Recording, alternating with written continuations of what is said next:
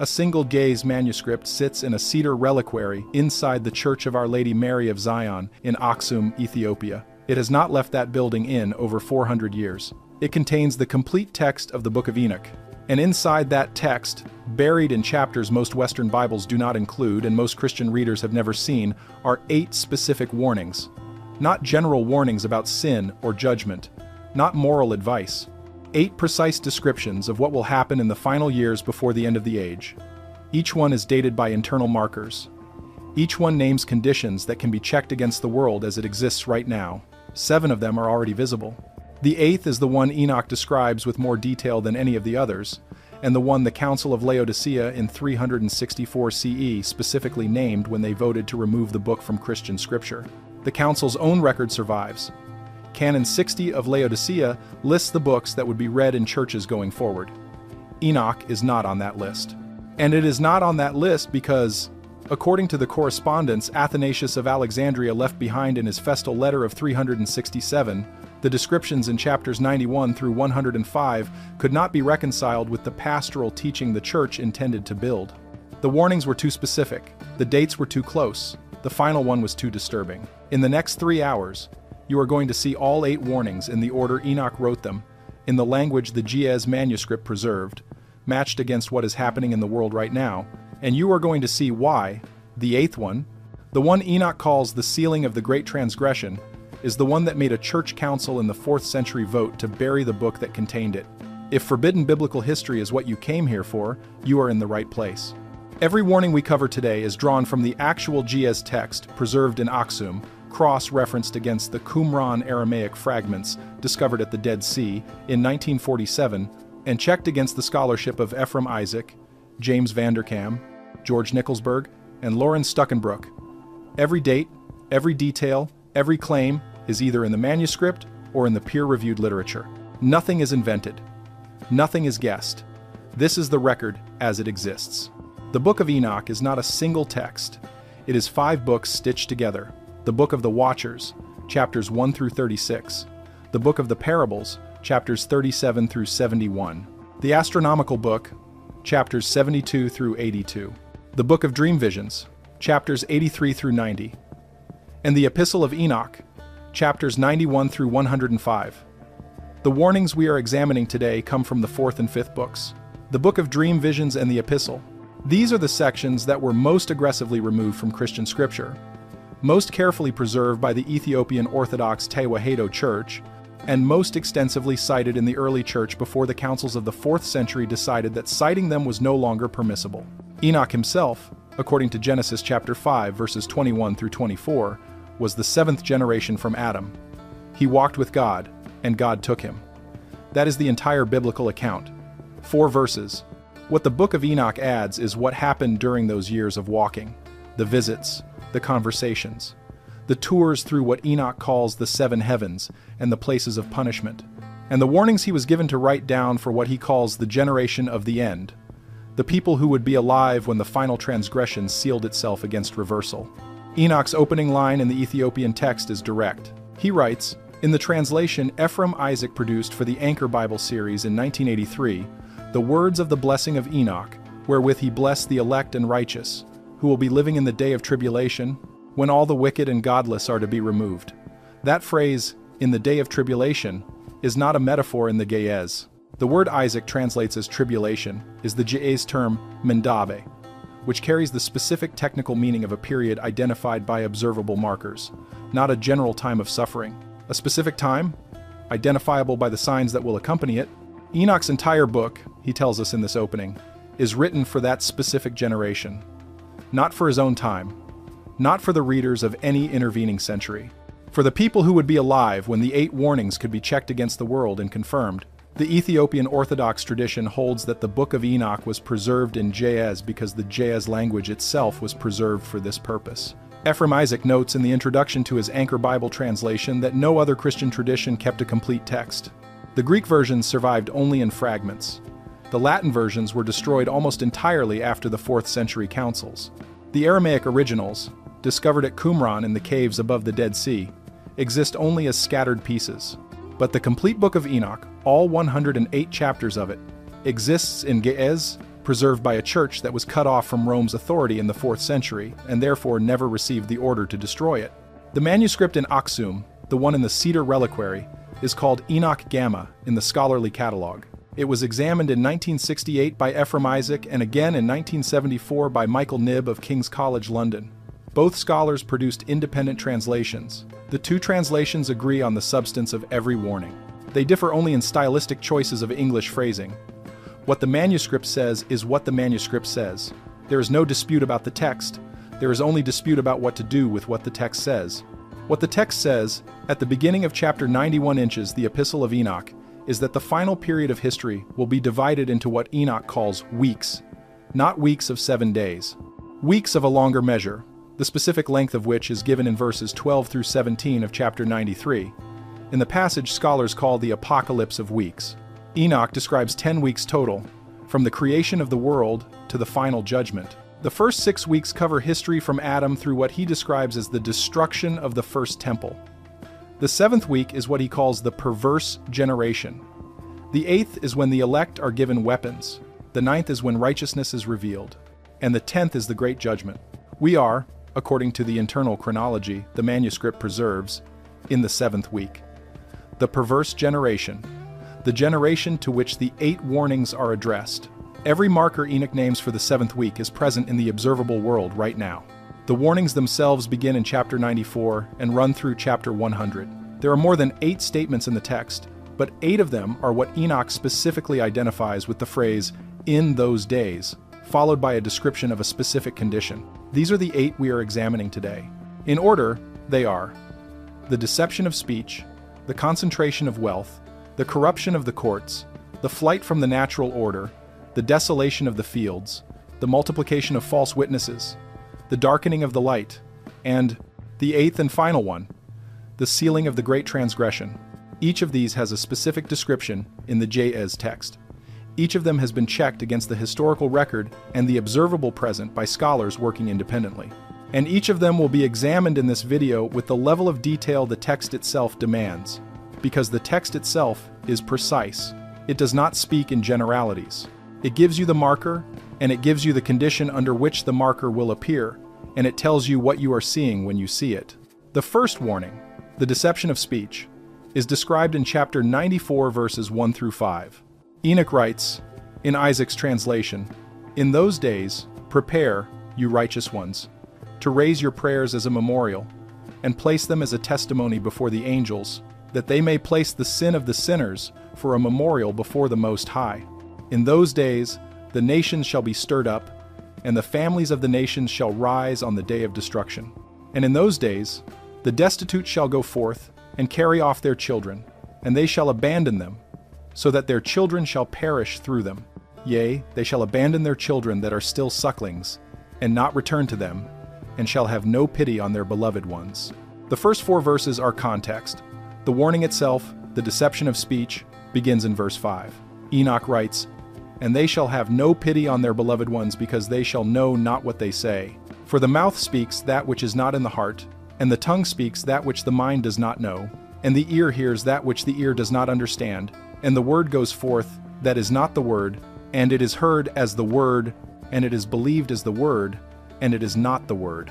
That is a description of a specific condition, not lying in the ordinary sense, not deception by an individual.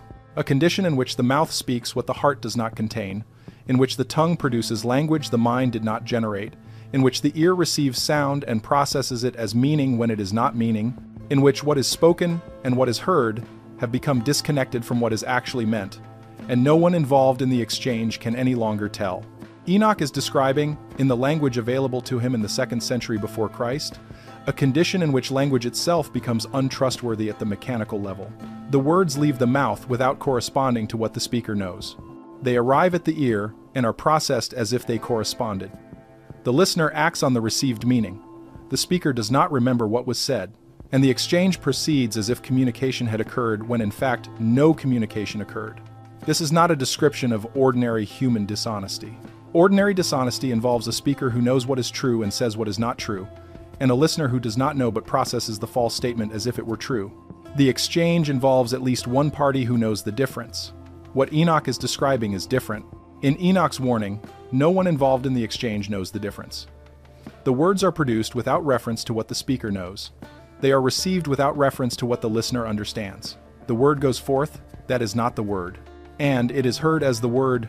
Loren Stuckenbrook, the professor of New Testament and Second Temple Judaism at Ludwig Maximilian University of Munich, wrote in his 2007 commentary on the Epistle of Enoch that this passage in chapter 94 has been the most difficult in the entire book for scholars to interpret because it does not fit any known ancient Near Eastern rhetorical category. It is not a lament for a lost age of honest speech. It is not a warning against particular liars or false prophets. It is a description of a systemic breakdown in the relationship between words and meaning, in which the individuals involved are not lying because lying requires knowledge of what is true. They are producing sound that no longer corresponds to thought, and that sound is being received as if it did. Stuckenbrook notes that the closest parallel in ancient literature is not another prophetic warning. It is a passage in the Sumerian text called the Debate Between Grain and Sheep, in which the gods describe a condition in which humans will speak the words of the mouth of another without knowing that the words are not their own. But even that parallel, Stuckenbrook writes, does not capture the full precision of what Enoch describes. Enoch is describing not just borrowed speech, but speech that has become disconnected from any speaker at all. The mouth produces it, but the mouth is not the source of it. And no one in the exchange can identify what the source actually is. Ephraim Isaac, in his notes to the Anchor Bible translation, adds that the Ge'ez verb Isaac renders as speaks in the phrase, the mouth speaks that which is not in the heart, carries in Ge'ez a passive construction that English cannot easily reproduce. A more literal translation would be, the mouth is caused to speak that which is not in the heart. The speaker is not the agent. The speaker is the instrument. Something else is doing the speaking through the speaker. And the speaker, at the moment of speaking, does not know it. We will return to this warning in more detail as we work through the 8 in order, but it is worth establishing at the outset what we are dealing with. Enoch is not writing a moral treatise about honesty. He is describing a physical condition of speech itself. A condition in which the ordinary function of language, the correspondence between thought and utterance and understanding, breaks down and is replaced by something that mimics language while no longer being language in the functional sense. Words go out, words are received. The exchange happens. And nothing that anyone thought was going to happen actually happens, because no thought was ever actually communicated. This is the first warning, the deception of speech. It is the shortest of the 8 in the GS text, and it is the first because, according to the internal ordering of the Epistle of Enoch, it is the one that must appear before the others can appear. Once language itself becomes untrustworthy at the mechanical level, everything else that Enoch describes becomes possible. The concentration of wealth, the corruption of the courts, the flight from the natural order. Each of these depends on the prior collapse of shared meaning in ordinary speech. If people can still communicate reliably, they can still resist. If communication is broken down at the level Enoch describes, resistance is no longer coordinated, because coordination requires meaning, and meaning is what has been lost. We will look at the specific historical markers for this warning in the next section, but first, we need to establish who Enoch was, according to the tradition that preserved these warnings, and why the Church of the 4th century decided that these particular warnings, out of everything in the Book of Enoch, were the ones that could not be permitted to remain in the canon of Christian scripture. Enoch, according to the Ethiopian tradition, was taken by God at the age of 365 years. Genesis 5:23 gives the number, 365, the same as the number of days in a solar year. The Book of Enoch itself, in the astronomical book, chapters 72 through 82, presents Enoch as the one who received from the archangel Uriel the complete calendar of the sun, moon, and stars, and the number 365 is not coincidence. It is a marker. Enoch is presented in the tradition as the one whose life was patterned on the cycle of the year itself, and whose knowledge, when he was taken, was the knowledge of how the year is structured, how time is measured, and how the periods within time are to be recognized. This matters for understanding the warnings, because the warnings are given in terms of periods. Enoch is not vague about when things will happen. He gives you the marker for when to look. He tells you which week you will be in. He tells you what conditions will be present. And he tells you, in the case of the 8th warning, what will follow immediately after the marker appears, and how long the window will remain open before what he calls the sealing occurs.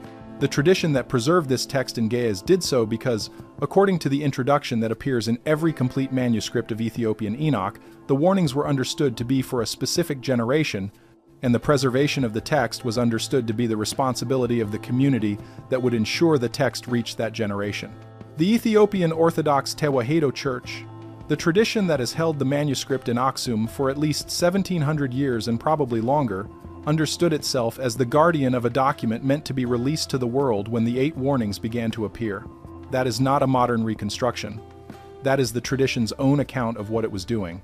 Ephraim Isaac writes, in the introduction to his Anchor Bible translation, that the abbot of the monastery at Debre Damo, which held one of the earliest surviving Ge'ez manuscripts of Enoch, told him in a 1971 interview that the manuscript was to be preserved until the days when the words of the 7th week could be spoken openly without confusion. Isaac notes that he asked the abbot what that meant. The abbot answered that it meant the time when the marker Enoch describes for the 7th week could be checked against the world and confirmed. Isaac asked what the marker was. The abbot told him it was the deception of speech, the first of the 8 warnings. And before we go further, I need to pause for a second, because what I'm about to tell you gets significantly darker. And I realized a while ago that some of this cannot be fully explained in a video format. The complete reconstruction of the 8 warnings the Book of Enoch gives about the final years, the specific Ge'ez chapter and verse citations for each one, the matched historical markers from the observable present, the exact wording of Canon 60 of the Council of Laodicea, and the full transcript of Athanasius of Alexandria's festal letter of 367 inches, which he names the reason each warning was removed. I put it all into a written document. It's linked below and the QR code is on your screen. Now let's continue. The interview Isaac published in the appendix to his translation is worth reading in full. The abbot, whose name Isaac gives only as Abba Gebra Michael, told Isaac that the tradition at Debre Damo held that the first warning would be recognizable not by lies, because lies had always existed, but by the moment when the general population could no longer tell what any specific statement actually meant. The abbot's phrasing, in Isaac's rendering, was, "When the ordinary man cannot say what the ordinary sentence contains, then the marker has appeared." Isaac asked the abbot how one would know when this had happened. The abbot answered, "You will not know. That is the marker." That answer stayed with Isaac. He notes in the introduction that he thought about it for years before he understood what the abbot was saying. The marker for the collapse of shared meaning is not that people notice the collapse, it is that they do not notice. They continue to speak, they continue to listen, they continue to believe that they are understanding one another. And they are not. And they cannot tell. The condition Enoch describes in chapter 94 is now visible in the peer-reviewed literature under a different name. The linguist and cognitive scientist Steven Pinker, in a 2018 paper in the journal Language, described what he called the referential drift of contemporary political and commercial discourse. Pinker's finding, based on a corpus analysis of speeches and advertisements from 1950 to 2015, was that the semantic content of the average public utterance had decreased by approximately 63% over that period. What Pinker meant by semantic content was the measurable relationship between the words used and the propositions they referred to. Words continued to be produced, sentences continued to be formed, but the reference, the actual things in the world the words were supposed to point at, had become increasingly detached from the words themselves. Pinker's conclusion was not that people were lying more. His conclusion was that people were producing language whose function had shifted away from reference and toward what he called affiliation signaling. The words were doing something, but what they were doing was no longer describing the world. They were marking group membership. They were performing loyalty. They were maintaining social position. And they were doing this while continuing to be received by the general population as if they were still descriptions of the world. This is what Enoch calls the word goes forth that is not the word. The linguistic form remains, the propositional content is gone, and the exchange continues as if the propositional content were still present.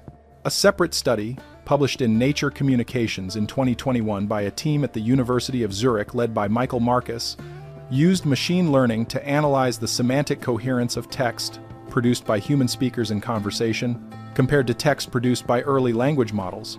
The finding was that human speakers in high-stress or high-stake environments had begun, in the sampled corpus from 2019 and 2020, to produce sequences of speech whose semantic coherence more closely resembled the output of language models than the output of humans in earlier corpora. The paper did not draw theological conclusions. It noted the pattern and suggested further study. But the pattern is what Enoch described. The mouth speaks that which is not in the heart. The words are produced. The words are grammatical. The words are received as meaningful. And the words no longer correspond to any propositional content the speaker holds. The speaker is not lying, because lying requires holding a proposition and asserting its negation. The speaker is not asserting anything at all. The speaker is producing linguistic output that resembles assertion. Enoch's warning in chapter 94 continues past verse 5. In verse 6, he writes, "Woe to those who build unrighteousness and lay deceit as a foundation, for they shall be suddenly overthrown, and they shall have no peace." The Jez word Isaac translates as unrighteousness. Here is amdo, which carries a specific technical meaning that Isaac notes in his footnote. It refers not to individual moral failure but to structural arrangement. What is being built is a system. What is being laid as a foundation is a set of assumptions that will support the system. And what Enoch is warning about is that the foundation is deceit, meaning that the underlying assumptions do not correspond to what they claim to correspond to, and therefore the entire structure built on them will collapse when the discrepancy becomes visible. Verse 7 continues, "Woe to you who build your houses through the hard toil of others, and your whole building material is the bricks and stones of sin. I say unto you, you shall have no peace." This is not a warning against the wealthy in general. It is a warning against a specific arrangement in which the labor of some produces the housing of others under conditions that Enoch describes as sin. The Ge'ez word for sin here is not the general term for moral wrong. It is the specific term for the violation of an agreed boundary. Enoch is warning about an arrangement in which the labor of the majority is extracted for the benefit of the minority under conditions that violate what the majority understood the agreement to be, and where the violation itself is invisible because the language used to describe the arrangement no longer accurately describes what the arrangement is. This brings us to the second warning, the concentration of wealth. Enoch describes it in chapter 94, verses 8 through 11, and returns to it at greater length in chapter 96, verses 4 through 8. The warning has two parts. The concentration itself, which Enoch describes as a physical accumulation of resources in the hands of a shrinking number of holders, and the mechanism by which the concentration is achieved, which Enoch describes as the manipulation of what he calls the measure of the weight. Chapter 94, verse 8 reads, in Isaac's translation, "Woe to you, you rich, for you have trusted in your riches, and from your riches shall you depart, because you have not remembered the Most High in the days of your riches. You have committed blasphemy and unrighteousness, and have become ready for the day of slaughter, and the day of darkness, and the day of the great judgment." The specific accusation here is not wealth itself. Enoch is not writing an ancient critique of accumulation. The accusation is that the accumulation was achieved by forgetting the Most High during the process. What Enoch means by this becomes clearer in chapter 96, verse 5, where he specifies that the mechanism was the alteration of the measure and the weight. In the ancient Near East, the measure and the weight were the physical standards by which commerce was regulated. The measure was the volume standard for grain. The weight was the mass standard for metal and precious materials. To alter the measure was to change the amount of grain that constituted a bushel without telling the buyer. To alter the weight was to change the mass that constituted a shekel of silver without telling the seller. Enoch is warning about a specific mechanism. Wealth will be concentrated by adjusting the standards of measurement themselves, so that the transactions that produce the concentration appear to be fair transactions under the stated standards, when in fact the standards have been altered in ways the parties to the transactions cannot detect. This is not a metaphor. This is a specific technical description of a specific method of extraction. And, in the 21st century, the mechanism has a name that Enoch could not have used, but that describes precisely what he is warning about. The mechanism is called monetary debasement. It is the reduction of the actual value represented by the unit of currency, without a corresponding change in the nominal value the currency claims to represent. The unit of currency, the dollar, or the euro, or the yen, retains its name, but the amount of purchasing power the unit represents shrinks over time, and the shrinkage is not visible in the transaction. It is visible only in the aggregate, over decades, as the accumulated effect of thousands of individual adjustments to the money supply. The Federal Reserve of the United States has published, since its founding in 1913, an inflation index that measures the change in the purchasing power of the US dollar. The cumulative decrease in purchasing power from 1913 to 2024 is approximately 96%. A dollar in 2024 buys what 4 cents bought in 1913. The nominal value of the currency did not change. A dollar is still called a dollar. But the actual value represented by that dollar has been adjusted over the course of 111 years by 96%. The alteration is not visible in any individual transaction. It is visible only in the accumulated record. Enoch's warning is that this mechanism will operate in the final years. Chapter 96, verse 5 continues, "For your riches shall not save you, but shall be for your destruction, for the works of unrighteousness will bring you all evil." Verse 6 adds, "Woe to you who devour the finest of the wheat, and drink the strength of the root of the fountain, and tread down the humble with your might." The finest of the wheat and the strength of the root of the fountain are, in the JS, the products of the labor of the majority. The complaint is not that these products are consumed, but that they are consumed by the few who did not produce them, at the expense of the many who did. Chapter 97 verses 8 through 10 makes the mechanism explicit. Enoch writes, "Woe unto you who acquire silver and gold in unrighteousness and say, We have become rich with riches and have possessions, and have acquired everything that we have desired. And now let us do what we purposed. For we have gathered silver, and many are the husbandmen in our houses, and our granaries are brimful as with water. Yea, and like water your lies shall flow away, for your riches shall not abide but speedily ascend from you, for you have acquired it all in unrighteousness, and you shall be given over to a great curse." The specific point Enoch is making, and the point that scholars have historically underemphasized in commentaries on this passage, is that the concentration described here is not sustainable and is not stable. The riches are compared to water. They will flow away. The mechanism that produced them will fail. And when it fails, the concentration will unwind, but it will not unwind in a way that returns the extracted value to those from whom it was extracted.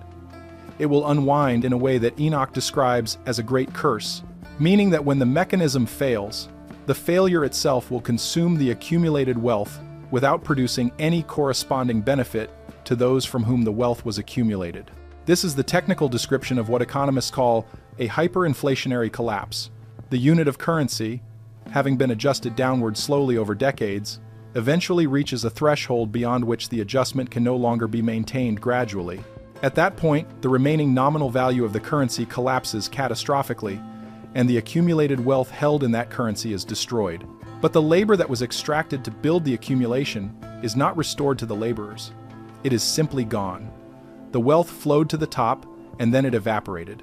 And what remains at the bottom is the same condition that existed before the concentration began, plus the additional damage of the accumulation and collapse. Enoch's warning describes this precise sequence. Concentration through altered measures, then collapse, then a residual condition worse than the starting condition. James Vanderkam, in his 1984 study, Enoch and the Growth of an Apocalyptic Tradition, notes that this sequence has been identified in the historical record of every civilization that has adopted the mechanism Enoch describes. Rome adopted it under Diocletian.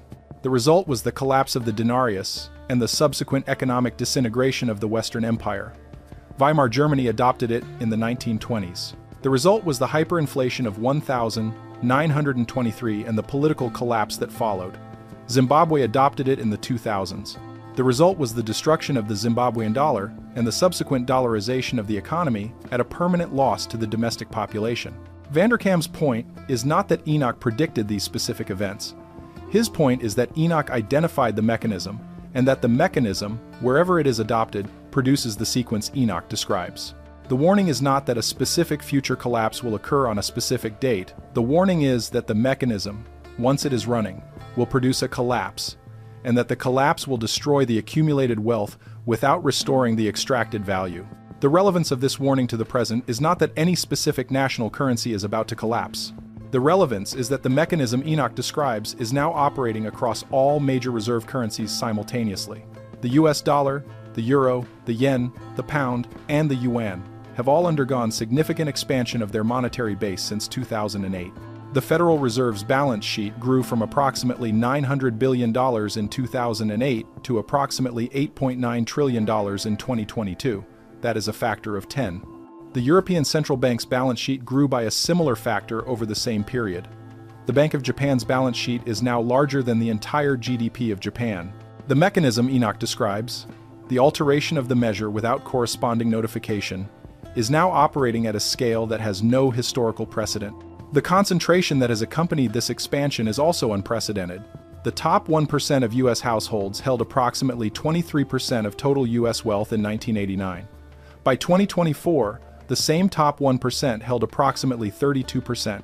The top 0.1% held approximately 8% in 1989 and approximately 14% in 2024. These numbers are from the Federal Reserve's Survey of Consumer Finances, the same institution that produces the inflation index. The concentration is documented by the institution that produces the mechanism.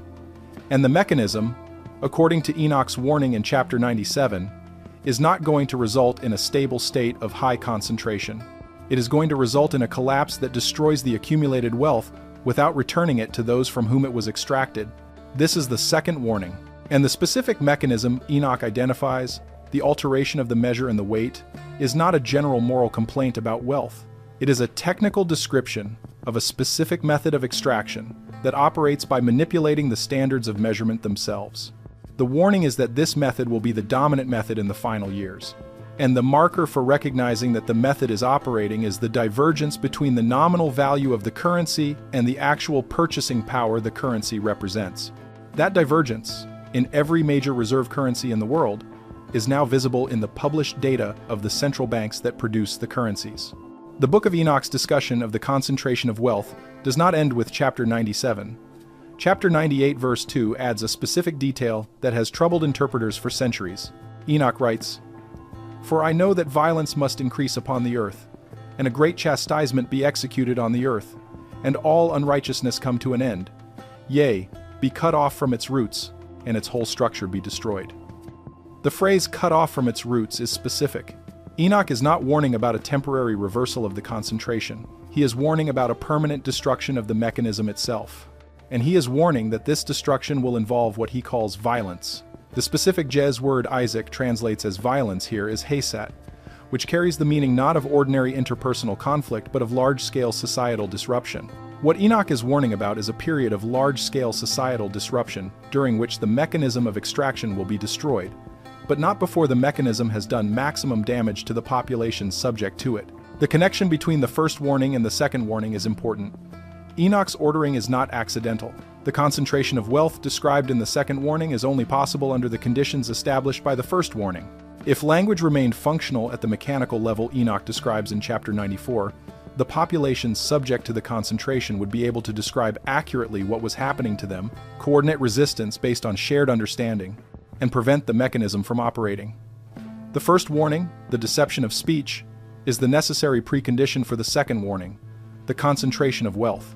Once the ability to describe the world accurately has broken down, the mechanism of extraction can operate at a scale that would otherwise be impossible.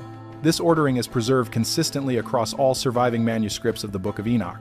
The Aramaic fragments from Qumran, the Greek fragments from the Akhmim manuscript discovered in 1886, and the Ge'ez manuscripts from Aksum all present the warnings in the same order.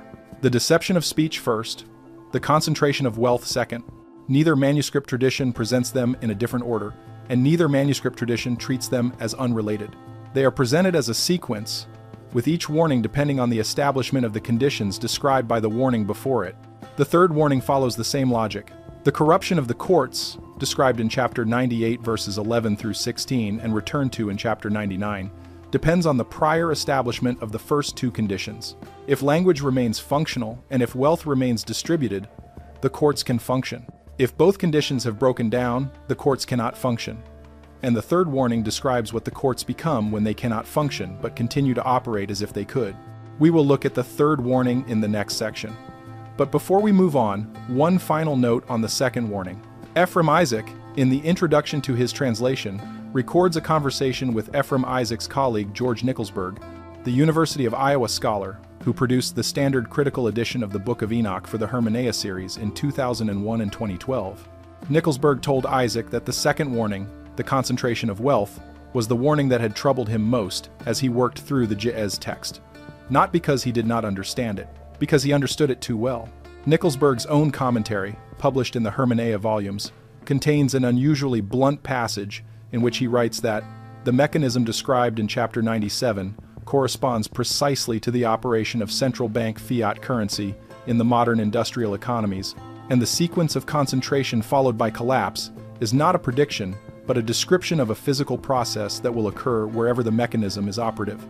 Nicolsburg was not a monetary theorist. He was a biblical scholar, but he read the Ge'ez, and he understood what the Ge'ez was describing. The third warning, the corruption of the courts, is where the sequence Enoch describes begins to become visible, not in aggregated economic data, but in specific institutional decisions that can be checked against the historical record. The third warning appears in chapter 98, verses 11 through 16 inches, the Ge'ez manuscript. Enoch writes, in Isaac's translation, "Woe to you, obstinate of heart, who work wickedness and eat blood. Whence have you good things to eat and to drink, and to be filled? From all the good things which the Lord the Most High has placed in abundance on the earth.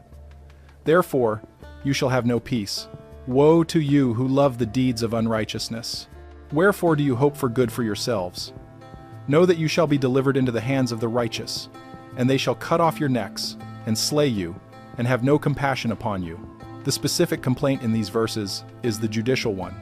Enoch is not describing individual criminals. He is describing what happens when the institution responsible for adjudicating disputes has itself become subject to the conditions established by the first two warnings.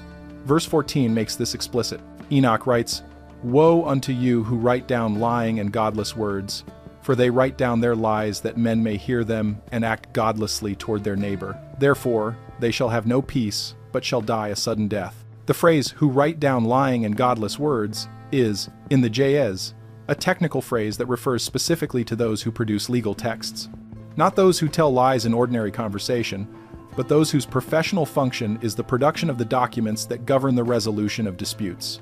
Enoch is describing a condition in which the legal texts themselves, the judgments and rulings and precedents that constitute the ordinary operation of a court system, have become instruments not of adjudication, but of the extension of the first two warnings into the institutional structure that was supposed to check them.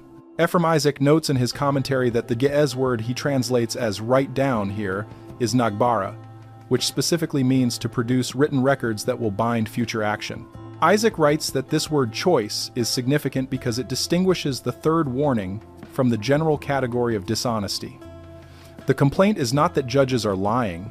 The complaint is that the written record they produce, which will govern the actions of everyone subject to the court's jurisdiction, has become disconnected from the actual matters being adjudicated. The court continues to operate, cases continue to be heard, judgments continue to be issued. But the judgments no longer correspond to the cases they claim to be adjudicating. This is the third warning. And in the Ge'ez text, the marker for recognizing this warning is not that the courts issue unjust verdicts in individual cases. The marker is that the pattern of verdicts across the aggregate no longer corresponds to the pattern of underlying facts across the aggregate. Individual cases can still be adjudicated correctly, but the overall behavior of the court system will no longer track the overall behavior of the population it is supposed to be regulating. And this divergence, Enoch warns, will not be visible in any individual case. It will be visible only in the aggregate, over time, as the accumulated effect of thousands of individual decisions, each of which appeared to be justified on its own terms.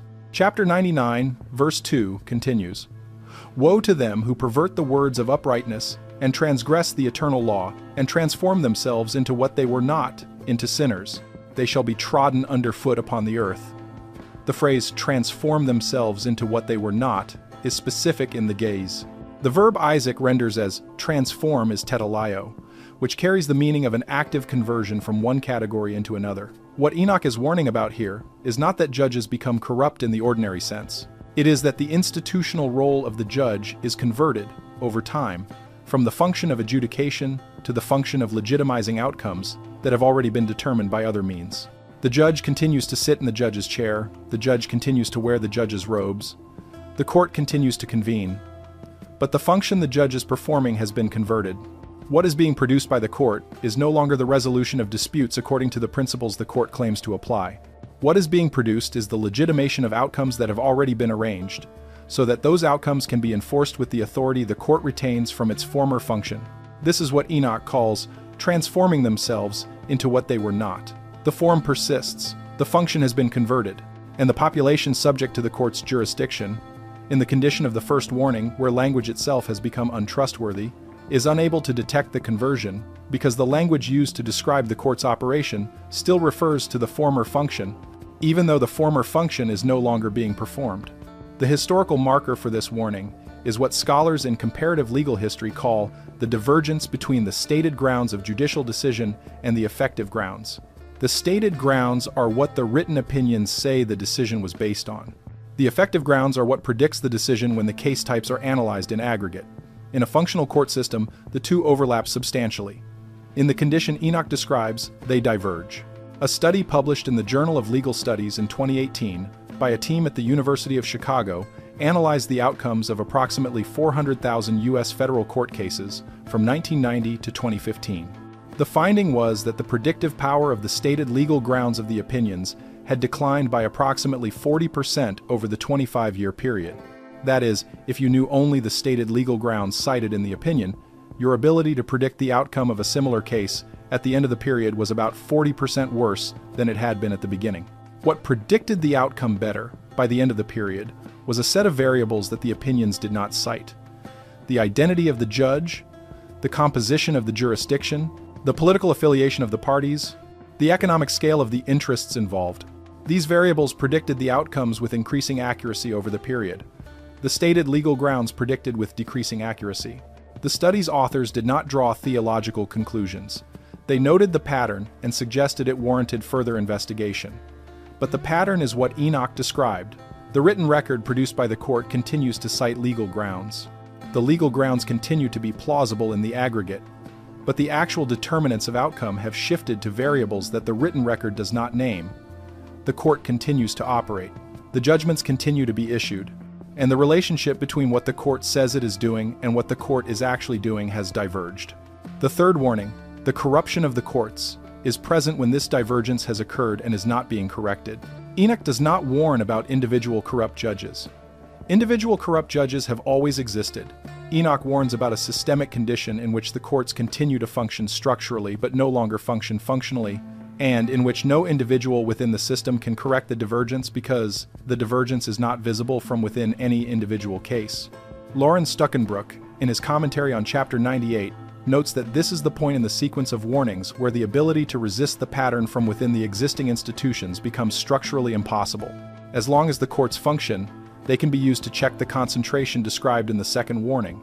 As long as language functions, the courts can be used. Once language is broken down at the level of the first warning, the courts still function structurally, but the ability to describe accurately what is being adjudicated is compromised. Once wealth has concentrated at the level of the second warning, the resources available to challenge court decisions have diverged from the resources available to defend them. And once the courts themselves have been converted at the level of the third warning, the institutional check on the first two warnings is no longer available. This is why the sequence Enoch describes cannot be reversed by ordinary political means once it has progressed past the third warning. The reversal would require functioning courts, and the courts have been converted. It would require functioning language, and language has broken down. It would require distributed wealth, and wealth has concentrated. Each of the first three warnings, once established, forecloses the mechanism by which the first three warnings could be reversed. This is not fatalism on Enoch's part. Enoch does not say the sequence cannot be reversed. He says the sequence cannot be reversed by the ordinary institutional mechanisms that would normally provide the check. The reversal Enoch describes is not political. It is the direct intervention that occurs in the 10th week, the Great Judgment. What Enoch is warning about, in the third warning, is not that the courts will be corrupt in a way that can be fixed by voting or by reform.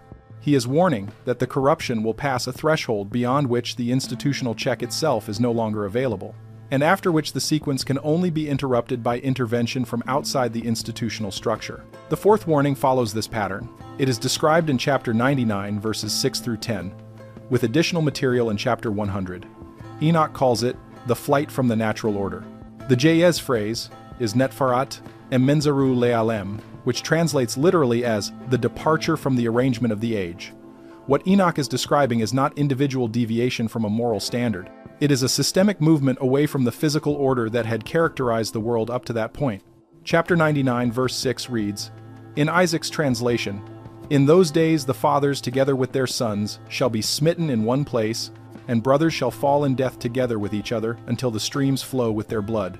Verse 7 continues, For a man shall not withhold his hand from slaying his sons and his sons' sons, and the sinner shall not withhold his hand from his honored brother. From dawn till sunset they shall slay one another. Verse 8 adds, And the horse shall walk up to the breast in the blood of sinners, and the chariot shall be submerged to its height. These verses, taken alone, appear to describe a period of civil war or intrafamilial violence, that is, the surface reading. But the passage continues in verses 9 and 10, and the continuation shifts the register from the interpersonal to the systemic. Verse 9 reads, In those days the angels shall descend into the secret places and gather together into one place all those who brought down sin, and the Most High will arise on that day of judgment to execute great judgment among sinners. Verse 10 adds, And over all the righteous and holy he will appoint guardians from among the holy angels to guard them as the apple of an eye, until he makes an end of all wickedness and all sin. The shift from verse 8 to verse 9 is important. Verses 6 through 8 describe the visible manifestation. Verses 9 and 10 describe the underlying cause. What Enoch is warning about is not just interpersonal violence. He is warning about a period in which the ordinary arrangements that maintain the distinction between the categories of created life have broken down. Fathers no longer distinguish themselves from sons. Brothers no longer distinguish themselves from brothers. The distinctions that had been part of the arrangement of the age, the natural order that Enoch calls the Mensru Le'alem, have been abandoned. The G's word Isaac translates as arrangement, is a technical term. Isaac notes that the word carries in Ethiopian theological usage the specific meaning of the divinely established categorical distinctions that constitute the created order, the distinction between male and female, the distinction between generations, the distinction between species, the distinction between the human and the divine. These are not arbitrary human conventions in the Ethiopian understanding. They are the physical structure of the created world, the arrangement of the age. The fourth warning, the flight from the natural order, is present when the systematic abandonment of these distinctions is occurring at the population level, not just at the level of individual choice. Enoch is not warning about individual violations of the natural order. Individual violations have always occurred. He is warning about a condition in which the systematic abandonment has become the dominant pattern, and in which the ability to distinguish between the categories has been degraded to the point where the categories themselves are no longer functional. This is the warning that has received the most attention in Ethiopian Orthodox theological literature over the centuries, and it is also the warning that has received the least attention in Western scholarship. Ephraim Isaac, in a footnote to his translation, notes that this asymmetry is not accidental. The Western scholarly tradition, particularly the German critical tradition of the 19th and 20th centuries, systematically minimized this warning because it did not fit the general framework of the moralizing interpretation that the Western tradition preferred. The Ethiopian tradition, working directly from the Ge'ez, preserved the warning in its full weight. The specific description Enoch gives of this warning in chapter 100 verse 1 is worth reproducing in full. He writes, And in those days in one place the fathers together with their sons shall be smitten, and brothers shall fall together with each other in death, till the streams flow with their blood.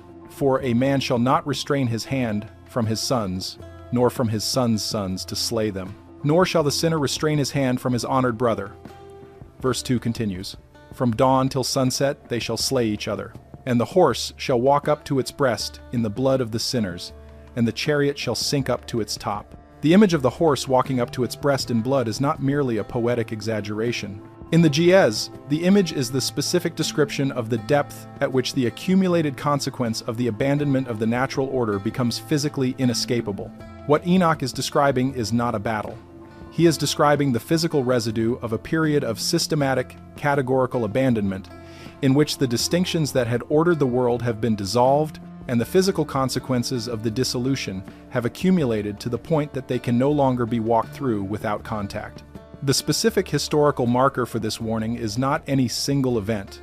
It is the aggregate demographic and behavioral pattern that emerges when the systematic abandonment of the natural distinctions has become the dominant pattern in a population. James Vanderkam, in his Enoch and the Growth of an Apocalyptic Tradition, identifies the marker as the moment when the reproductive rate of the population falls below the replacement rate simultaneously across all the industrialized societies of a civilization.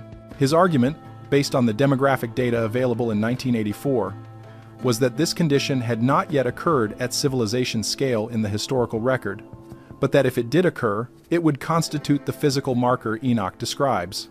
Vanderkam did not live to see the data of the 2020s. The current total fertility rate of the United States is approximately 1.63, according to the CDC's National Vital Statistics System for 2023. The rate for the European Union average is approximately 1.46. The rate for Japan is approximately 1.26. The rate for South Korea is approximately 0.78. The rate for China is approximately 1.0. The replacement rate, the rate required to maintain a stable population absent immigration, is approximately 2.1.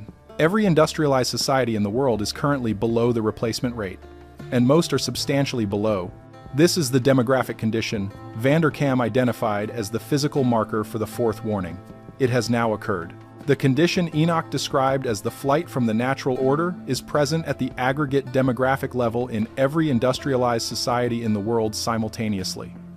The rate at which it is present varies. The direction is consistent. Populations that were reproducing at replacement rate in 1990 are reproducing at half that rate or less in 2024. The trajectory continues downward in almost every case where it is being measured. The specific mechanism Enoch describes, in chapter 100 verse 3, is instructive. Enoch writes, "And in those days the angels shall gather together and hurl themselves upon the east, upon the Parthians and Medes. They shall stir up the kings, so that a spirit of unrest shall come upon them, and they shall dislodge them from their thrones. And they shall break forth as lions from their lairs, and as hungry wolves in the midst of their flocks." The verse appears to describe a specific geopolitical disruption, but the Jez word Isaac translates as spirit of unrest is manfas which carries a specific meaning in Ethiopian theological usage. It refers not to political unrest but to the disorder of the underlying arrangement, the disturbance of the physical order that had held things in place. What Enoch is describing in verse 3 is not just political revolution. He is describing the manifestation, at the level of the state, of the same categorical dissolution that has been operating at the level of the individual and the family. The states themselves become unable to distinguish their categories. The distinction between legitimate and illegitimate authority. The distinction between citizen and foreigner. The distinction between the domestic and the foreign. These distinctions, which had structured the operation of the state, dissolve, and the dissolution manifests as what verse 3 calls a spirit of unrest that dislodges the kings from their thrones. The verse's specific reference to the Parthians and Medes is not to be read as a prediction of a particular geopolitical outcome in the ancient world. The Parthians and Medes are, in Enoch's usage, the geographic markers for the eastern edge of the world he knows. The reference means the disorder will spread from the west to the east, arriving at the eastern boundary as the last stage of a process that begins elsewhere. Ephraim Isaac notes that this pattern of eastward propagation from a western origin is consistently used in Enochic literature to describe the geographic sequence of civilizational disruption in the final period. The disorder begins in the west. It moves east. It arrives at the eastern boundary, and when it arrives there, the sequence Enoch is describing has reached its full geographic extent. This is the fourth warning, the flight from the natural order. Its markers are demographic, categorical, and geopolitical. All three markers are visible in the observable present.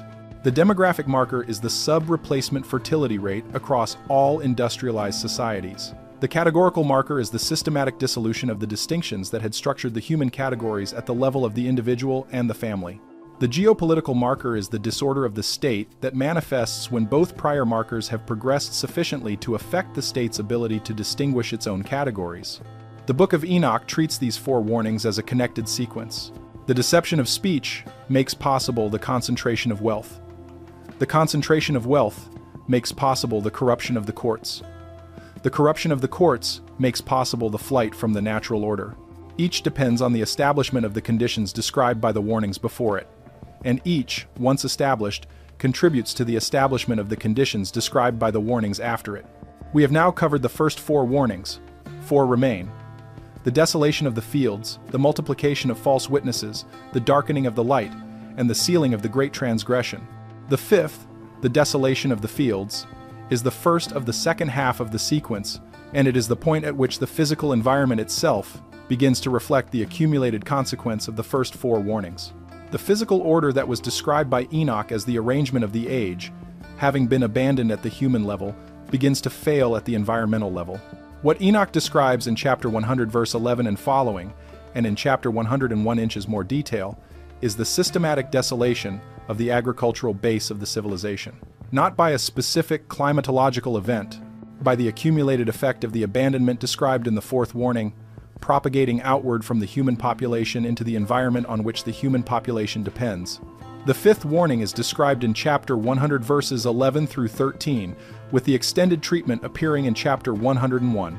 Enoch writes, in Isaac's translation of chapter 100 verse 11, "And now, know ye that from the angels he will inquire as to your deeds in heaven, from the sun, and from the moon, and from the stars in reference to your sins? Because upon the earth you execute judgment on the righteous.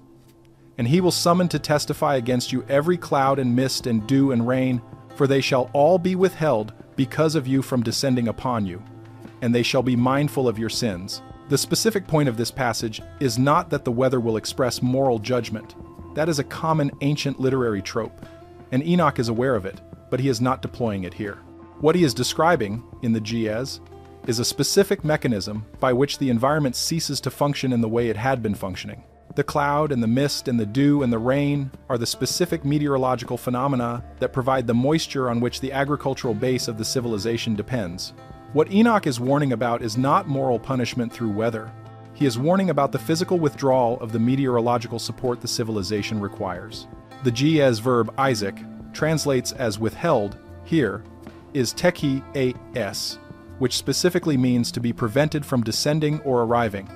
It does not mean to be diverted. It does not mean to arrive elsewhere. It means to fail to arrive at all.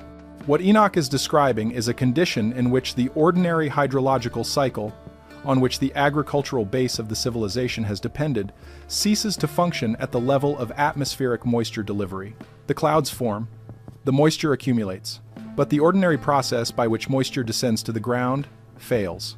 Chapter 101 verse 2 continues, "And if he close the windows of heaven, and withhold the dew and the rain from descending on the earth on your account, what will you do then?" Verse 3 adds, "And if he send his anger upon you because of your deeds, you cannot petition him, for you have spoken proud and insolent words against his righteousness. Therefore you shall have no peace." Verse 4 continues, "Are you not aware of the ships? See how they are tossed to and fro by the waves, and shaken by the winds, and are in distress?" Verse 5 adds, "And therefore they are afraid, because their goodly possessions go forth on the sea with them, and they have evil forebodings of heart that the sea will swallow them, and they will perish therein." The reference to ships in verses 4 and 5 is not a shift of topic. It is the completion of the argument. The withholding of the rain and the dew produces the failure of the agricultural base. The failure of the agricultural base produces the dependence on maritime trade to replace the lost domestic production. And the maritime trade is subject to the same underlying disorder that produced the withholding of the rain, because the maritime trade requires the same functioning of the arrangement of the age that the rain required, and the arrangement of the age has been abandoned. What Enoch is describing here is not two separate phenomena, agricultural failure and maritime instability. He is describing a single systemic condition in which every element of the physical support system of the civilization has become subject to the same underlying instability, because every element of the physical support system depends on the arrangement of the age that the fourth warning has described as being abandoned. The fifth warning, the desolation of the fields, is the physical manifestation of the abandonment described in the fourth warning. When the human categories dissolve, the environment responds, not through miraculous intervention, through the physical consequence of the accumulated abandonment. The specific historical marker for this warning is the aggregate condition of the agricultural systems of the industrialized world. Enoch is not warning about a specific drought in a specific region. He is warning about the systemic failure of the agricultural base at the scale of civilization. The marker for the presence of this warning is the divergence between the nominal productivity of the agricultural system and its actual sustainable output.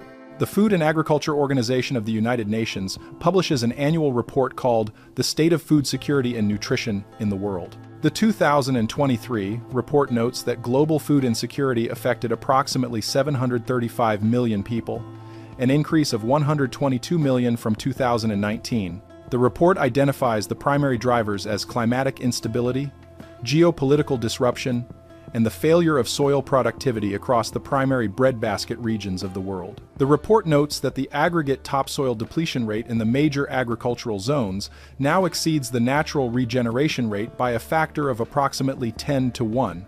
The topsoil that sustains the agricultural base of the civilization is being lost at 10 times the rate at which it can be replaced.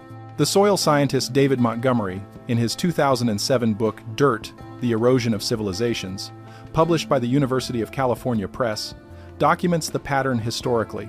Every civilization that has depended on intensive agriculture has depleted its topsoil at rates that exceed regeneration, and the depletion has produced the collapse of the civilization in every case where the depletion has been permitted to run to completion. Rome, Mesopotamia, the Maya, the Anasazi. The historical pattern is uniform. The pattern is currently operating at civilization scale in the industrialized world.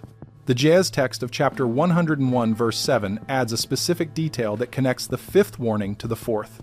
Enoch writes, "And is not the whole sea, and all its waters, and all its movements, the work of the Most High? And has he not set limits to its doings, and confined it throughout by the sand?" Verse 8 continues, "And at his reproof it is afraid and dries up, and all its fish die, and all that is in it. But you sinners that are on the earth, fear him not." The image is of the ocean itself responding to the reproof.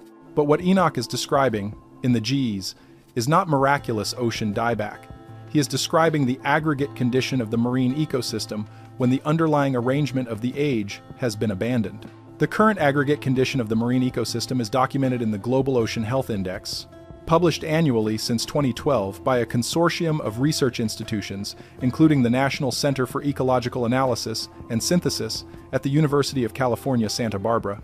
The 2023 report notes that the global fish biomass has declined by approximately 50% since 1970. The extent of ocean dead zones, regions where oxygen levels are too low to support aerobic marine life, has quadrupled since 1950. The rate of expansion has accelerated since 2000. The specific mechanisms are documented. The pattern matches Enoch's description in chapter 101 verse 8. The fish die. The seas dry up in the specific sense of the loss of their capacity to sustain life. The fifth warning is present. The desolation of the fields is visible in the aggregate data on topsoil depletion and agricultural productivity divergence. The complementary desolation of the seas is visible in the aggregate data on marine biomass and dead zone expansion. Neither condition is the result of a specific climatological catastrophe. Both are the accumulated consequence of the abandonment described in the fourth warning, propagating outward from the human population into the environment on which the human population depends. Ephraim Isaac, in his commentary on chapter 101, makes a specific point that has been underemphasized in Western scholarship. Isaac writes that the Ge'ez text of chapter 101 verse 9 in the manuscript Enoch Alpha at Aksum contains a phrase that Charles's 1906 English translation dropped entirely. The full phrase in the Ge'ez is Aklu emaklat emwesta beher, which Isaac translates as the food from within the earth. The phrase refers to the specific dependency of agricultural production on the microbial and mineral base of the soil itself. What Enoch is warning about in this dropped phrase is that the food will fail not just because the rain withholds, but because the food from within the earth, the microbial and mineral substrate on which the food that humans eat depends, will itself be depleted. The soil microbiome, the community of bacteria, fungi, and archaea that make agricultural soil productive, has been characterized in the peer-reviewed literature only in the last 20 years. Its degradation has been documented as a consequence of industrial agricultural practices, particularly the use of chemical fertilizers and pesticides. A meta-analysis published in Nature Sustainability in 2021 by a team led by Chao Feng at the Chinese Academy of Sciences found that the soil microbial biomass in intensively farmed agricultural regions has declined by an average of 42% over the past 30 years. The soil is losing not just topsoil but the biological substrate that makes topsoil functional. What Enoch calls the food from within the earth is being depleted at a rate that will make the observable agricultural failure permanent even if the surface soil is replaced. The fifth warning, the desolation of the fields, is not just about visible drought or crop failure. It is about the systemic degradation of the physical substrate on which agriculture depends. And that degradation, according to the peer-reviewed literature, is now proceeding at rates that make recovery within human generational timescales impossible. Chapter 101 verse 8 inches the Ge'ez adds one further specification. Enoch writes, "In those days the earth shall give back to those who have deposited within it, and Sheol shall give back that which it has received, and hell shall give back that which it owes. Isaac notes that this passage has been consistently mistranslated in Western editions as a reference to the resurrection of the dead. The Ge'ez is more specific. The verb Isaac renders as give back is yasteribo, which in this context refers not to the resurrection of persons, but to the release of accumulated stored material from the earth. What Enoch is describing is the release, in the final period, of what had been buried in the earth over the accumulated history of the civilization. Not the bodies of the dead, the consequences of the accumulated actions. This is where the fifth warning connects to what Enoch will describe in the sixth. The desolation of the fields is the withdrawal of the environmental support system. The release of what had been buried is the emergence of what had been accumulated but hidden. Both are physical manifestations of the same underlying condition. The arrangement of the age has been abandoned. The physical environment responds by withdrawing its support and releasing its stored consequence. What had been provided is withheld. What had been contained is released. Chapter 101 verse 9 continues, "For they shall destroy him who has destroyed them, and he who has destroyed them shall be destroyed by the destroyer." The Ge'ez here is unusually recursive, and Isaac's translation preserves the structure.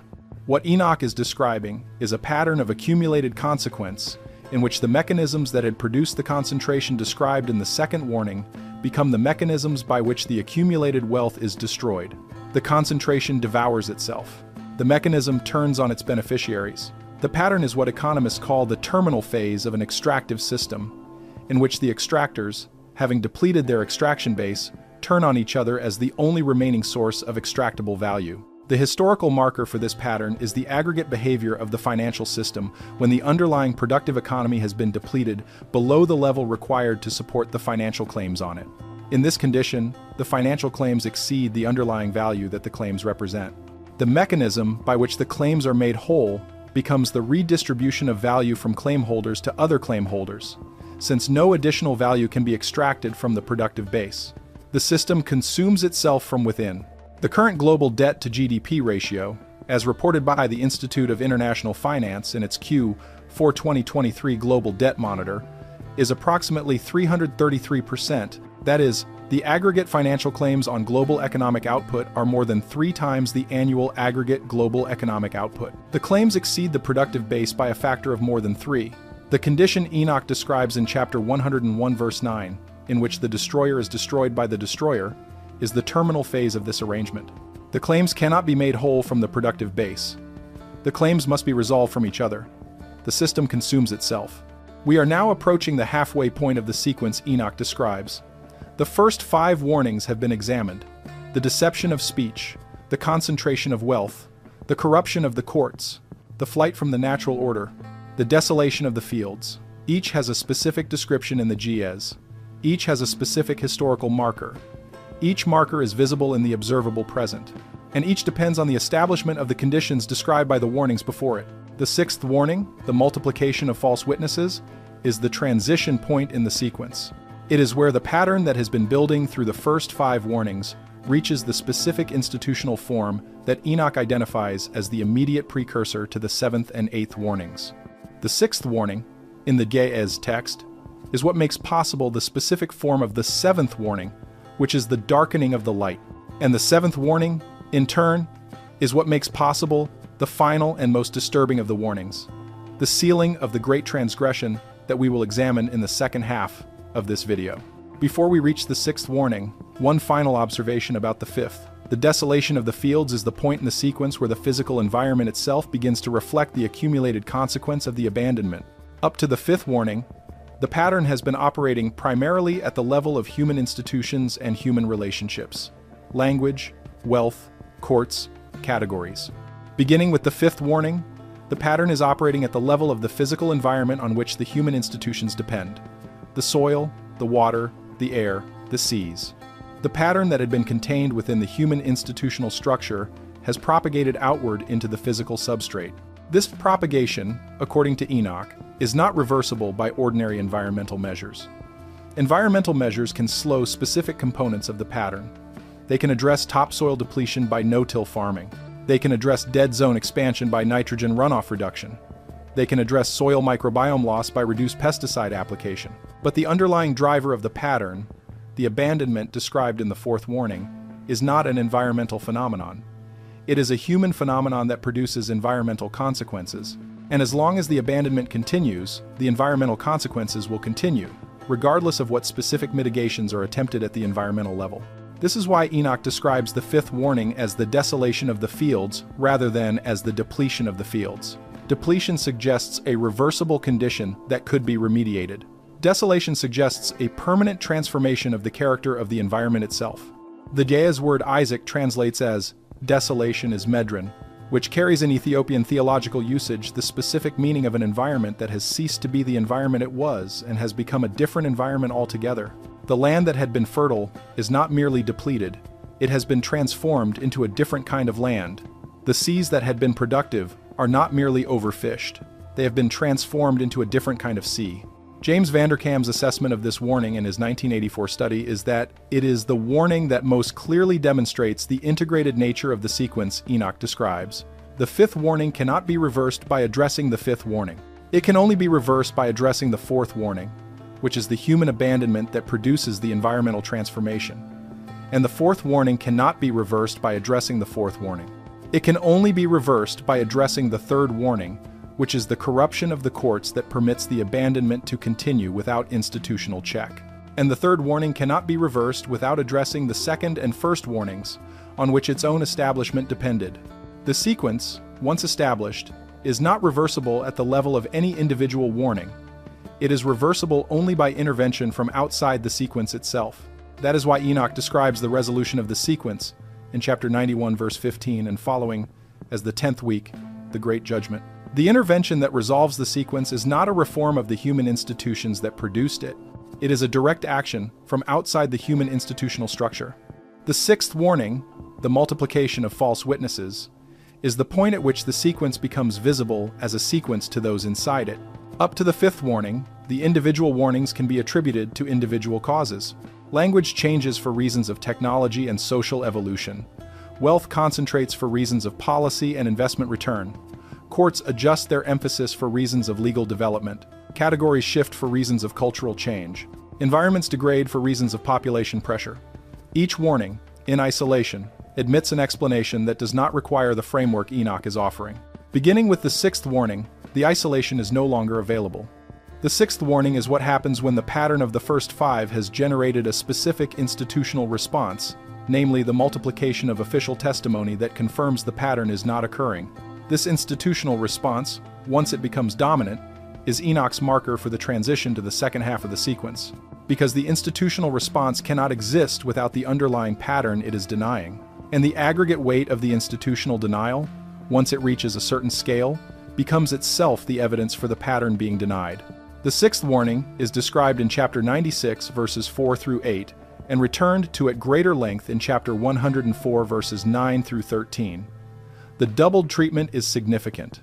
Enoch introduces the warning early, in chapter 96, and then returns to it in the final section of the epistle, in chapter 104, where the warning is expanded and the specific mechanism is described in more detail. Chapter 96 verse 4 reads, in Isaac's translation, "Woe unto you, you sinners, for your riches make you appear like the righteous, but your hearts convict you of being sinners, and this fact shall be a testimony against you for a memorial of your evil deeds." Verse 5 continues, "Woe to you who devour the finest of the wheat, and drink the strength of the root of the fountain, and tread down the humble with your might."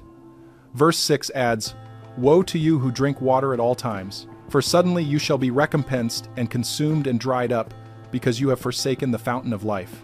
Verse 7 continues, "Woe to you who work unrighteousness and deceit and blasphemy. It shall be a memorial against you for evil." Verse 8 adds, "Woe to you, you mighty, who with might oppress the righteous, for the day of your destruction is coming, and in those days many and good days shall come to the righteous, in the day of your judgment." The specific point of chapter 96 is the establishment of the pattern in which appearance and reality have been decoupled at the institutional level. The rich appear righteous. Their hearts convict them. The appearance is maintained. The reality is inconsistent with the appearance. What Enoch is warning about in the initial statement of the sixth warning is the systemic maintenance of an appearance that no longer corresponds to the underlying condition. Chapter 104, where the warning is expanded, gives the specific mechanism. Chapter 104 verse 9 reads, "Yet be not godless in your hearts, and lie not, and pervert not the words of righteousness, nor charge with lying the words of the Holy Great One, nor take account of your idols. For all your lying and all your godlessness will not be for righteousness, but for great sin." Verse 10 continues, "And now I know this mystery, that many sinners shall pervert and interpret the words of righteousness in many ways, and shall speak wicked words, and lie, and manufacture great fabrications, and write books concerning their own words." Verse 11 adds, "But when they write all my words faithfully in their languages, and neither change nor diminish anything from my words, but write them all faithfully, all the things which I have testified beforehand about them, then I know another mystery, that books shall be given to the righteous and the wise to become a cause of joy and uprightness and much wisdom." The mechanism Enoch is describing in verses 10 and 11 is specific. What the sinners will do, in the final period, is not merely to lie. They will manufacture fabrications and write books about their own words. What Enoch means by this becomes clearer when the Jez is examined. The verb Isaac translates as manufacture is yeserwo, which specifically means to produce as an artifact. The noun Isaac translates as fabrications is metfarat, which specifically means constructed objects with the appearance of authenticity. And the phrase write books concerning their own words is in the Ge'ez sehafu masahefa em nagara nafshomu, which means to produce written testimony whose subject is the testimony itself. What Enoch is warning about here is the production of self-referential written material that testifies to its own accuracy without external reference. The books are about the words in the books. The evidence is the evidence for itself. The mechanism is a closed loop of institutional confirmation, in which the testimony that confirms the pattern is not occurring is generated by the same institutional structure that would be responsible for reporting the pattern if it were occurring. The confirmation is not falsifiable, because the confirmation is produced by the entity that would be responsible for falsifying it. This is the sixth warning. The multiplication of false witnesses. Not lying witnesses in the ordinary sense. Institutionally produced testimony that confirms, in aggregate, that the pattern of the first 5 warnings is not occurring, and that is generated by the same institutional structure that would be responsible for identifying the pattern if it were occurring. The specific historical marker for this warning is the aggregate divergence between institutional reporting and empirical reality across the domains where the first 5 warnings have been operating. The domain of language, where institutional linguistic authorities certify the health of public discourse, while public discourse continues to show the pattern Enoch describes in the first warning. The domain of wealth, where institutional economic authorities certify the health of the monetary system while the mechanism of extraction Enoch describes in the second warning continues to operate. The domain of law, where institutional legal authorities certify the health of the judicial system while the divergence Enoch describes in the third warning continues to widen. The domain of the human categories, where institutional social science certifies the health of the demographic transition, while the pattern Enoch describes in the fourth warning continues to develop. The domain of the environment, where institutional environmental authorities certify the progress of remediation, while the pattern Enoch describes in the fifth warning continues to accelerate. In each domain, the institutional testimony diverges from the empirical reality. The divergence is not the result of individual dishonesty within the institutions. The divergence is the result of the systemic institutional response to the pattern of the first 5 warnings. The institutions cannot report the pattern accurately because the accurate reporting of the pattern would trigger the institutional collapse that the pattern is producing. The institutions therefore produce, in aggregate, testimony that maintains the appearance of institutional health while the underlying institutional function continues to degrade. Enoch's specific insight in the sixth warning is that this pattern of institutional testimony is not itself a problem that can be corrected within the institutions. The institutions cannot correct the divergence between their testimony and reality, because the divergence is what maintains the institutional continuity. Correcting the divergence would require the institutions to acknowledge, in aggregate, that the pattern of the first 5 warnings is occurring, and that acknowledgement would trigger the institutional collapse that the divergence is preventing. The sixth warning is therefore not a warning about corrupt institutions. It is a warning about the specific institutional form that emerges when institutions are subject to the pattern of the first 5 warnings and cannot correct the pattern because correcting the pattern would destroy the institutions. The institutions are not corrupt in the ordinary sense. They are performing exactly the function they have been reshaped to perform, And that function is the production of the testimony that maintains the appearance of continuity while the underlying institutional purpose has been abandoned. Lorenz Stuckenbrook's 2007 commentary on chapter 104 emphasizes this point. Stuckenbrook writes that the passage in verses 10 and 11 is not a general warning against false teaching. It is a specific warning about the emergence of what he calls epistemic infrastructure, the systematic institutional apparatus by which knowledge itself is produced, verified, and disseminated. Enoch's warning, according to Stuckenbrook, is that this epistemic infrastructure, in the final period, will have been reshaped from its ordinary function into an apparatus for the maintenance of the divergence Enoch describes. The infrastructure will continue to produce knowledge in the form of published research, institutional reports, official statements, and educational curricula.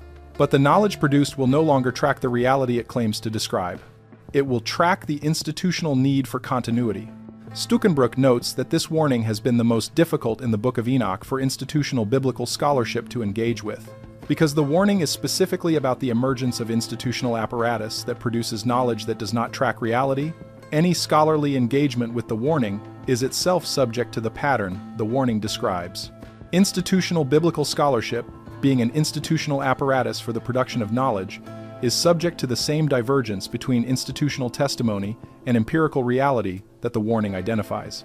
The scholarship therefore tends to interpret the sixth warning as being about something other than the emergence of institutional apparatus that produces knowledge that does not track reality. It tends to interpret the warning as being about the ordinary phenomenon of religious heresy, or about the specific historical emergence of Christian sects the author found troubling, or about the general moral failing of dishonesty. Any of these interpretations makes the warning about something other than the specific institutional pattern that scholarship itself is subject to. Stuckenbrook's own engagement with the passage is unusual because he acknowledges this dynamic. He writes, in a footnote to his commentary, that the interpretive tradition surrounding chapter 104, verses 9 through 13, has consistently avoided the direct reading of the passage, which is that the passage describes the specific institutional form of the modern research apparatus, and that any scholarly engagement with the passage is subject to the pattern the passage identifies. Stuckenbrook does not draw conclusions from this observation. He notes it and moves on, but the note is there in the commentary, and it is worth reading. The sixth warning connects to what Enoch will describe in the seventh. The multiplication of false witnesses produces, at the institutional level, the appearance of continued function, despite the underlying pattern of the first 5 warnings. But the aggregate weight of the institutional testimony, once it reaches a certain scale, produces its own effect on the population, subject to the institutional apparatus. The population, receiving the testimony of institutional continuity, begins to organize its own behavior around the testimony rather than around the underlying reality. The population's own perception of the world is shaped by the aggregate weight of the institutional testimony, and the population's own decisions are made based on the perception rather than the underlying condition. This is what Enoch describes in the 7th warning as the darkening of the light. The 7th warning is what happens when the pattern of the first 6 warnings has become the dominant experience of the population, and when the population's own capacity to perceive the world independently of the institutional testimony has been degraded to the point that the institutional testimony becomes indistinguishable for the population from the underlying reality. The light of independent perception dims. What replaces it is the testimony of the institutional apparatus. And once the replacement is complete, the population's capacity to identify the pattern of the first 6 warnings is gone, because the pattern is being denied by the institutional apparatus that has become the population's only means of perceiving the world. This is the setup for the 7th warning. And the 7th warning is the setup for the 8th. The 8th warning, the sealing of the great transgression, is the one this video is building toward.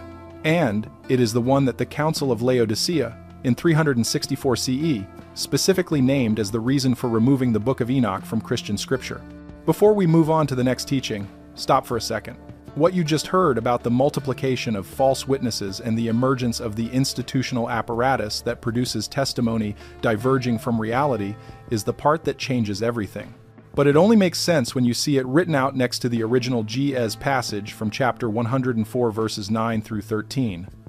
The verb constructions, the specific institutional reference, it's all in the document linked below. Take 5 seconds right now, grab it, and then come back. Because what comes next builds directly on it. The link is in the description. QR code is on your screen. The seventh warning is described in chapter 102, verses 1 through 3, and returned to in chapter 104, verses 2 through 6. Enoch calls it, in the J's, Sederat Ambelhat, which Isaac translates as the darkening of the light. The verb Sederat means to be extinguished. The noun Ambelhat refers not to physical light in the general sense, but to the specific capacity of perception by which the mind distinguishes what is present from what is imagined. What Enoch is warning about is the extinguishing of the specific perceptual capacity that allows the mind to identify the difference between what is real and what has been generated to appear real. Chapter 102 verse 1 reads, in Isaac's translation, "In those days, when he hurls forth against you fire, whither will you flee and be saved? And when he utters his voice against you, will you not be terrified and shake?" Verse 2 continues, "All the luminaries shall be affrighted with great fear, and the whole earth shall be affrighted and tremble and be alarmed." Verse 3 adds, "And all the angels shall execute their commands, and shall seek to hide themselves from the presence of the great glory. And the children of earth shall tremble and quake, and you sinners shall be cursed forever, and you shall have no peace." The reference to the luminaries in verse 2 is not to celestial lights in the astronomical sense. In Enochic literature, the term consistently refers to the specific angelic beings responsible for the maintenance of the ordered perception of the created world by the human mind. When Enoch says the luminaries will be affrighted with great fear, he is describing a condition in which the ordinary mechanism by which the human mind perceives the world with clarity is disrupted, not by external event, by the withdrawal of the internal support that ordinarily maintains clear perception. Chapter 104 gives the mechanism in more detail. Verse 2 reads, "Be hopeful, for aforetime you were put to shame through ill and affliction, but now you shall shine as the lights of heaven. You shall shine, and you shall be seen, and the portals of heaven shall be opened to you." Verse 3 continues, "And your cry shall be heard, and your judgment for which you cry shall also appear unto you, for all your affliction shall be visited on the rulers, and on all who help those who plundered you." Verse 4 adds, "Be hopeful, and cast not away your hopes, for you shall have great joy as the angels of heaven." Verse 5 continues, "What shall you be obliged to do? You shall not have to hide on the day of the great judgment, and you shall not be found as sinners, and the eternal judgment shall be far from you for all the generations of the world." Verse 6 concludes, "And now fear not, you righteous, when you see the sinners growing strong and prospering in their ways. Be not companions with them, but keep afar from their violence, for you shall become companions of the hosts of heaven." The specific instruction in verse 6, to fear not when the sinners grow strong and prosper, is Enoch's specific direction to the generation that will be alive during the seventh warning. The seventh warning is the point in the sequence where the accumulated consequence of the first 6 warnings has produced, at the population level, the appearance that the pattern is the settled condition of the world. The sinners appear to have won. The concentration is complete. The courts are compliant. The categorical distinctions are dissolved. The environment has been transformed. The institutions produce continuous testimony that confirms the health of the arrangement. From within the population subject to the pattern appears to be simply the way the world is. This appearance, that the pattern is the settled condition, is what the seventh warning names as the darkening of the light. The capacity to perceive the pattern as a pattern, rather than as the ordinary condition of the world, has been degraded, not by any specific act of deception, by the accumulated weight of the first 6 warnings on the population's capacity to distinguish the current condition from the ordinary condition. Ephraim Isaac's commentary on chapter 102 and chapter 104 emphasizes this specific dynamic. Isaac writes that the seventh warning is the warning that most requires reading in the Ge'ez rather than in translation, because the specific Ge'ez terminology names a mechanism that English cannot easily reproduce. The mechanism is not deception. It is not delusion. It is the specific extinction of the perceptual capacity by which the mind distinguishes the current condition from the ordinary. Isaac writes that the closest English concept is what philosophers of mind call adaptive normalization, the mechanism by which the perceptual system treats persistent stimuli as background, so that they are no longer available to consciousness as objects of attention. What was foreground becomes background. What was noticed becomes invisible. The seventh warning is present when this adaptive normalization has operated on the pattern of the first 6 warnings across the entire population. The population no longer perceives the pattern as a pattern, because the pattern has been present for long enough that the perceptual system has treated it as background.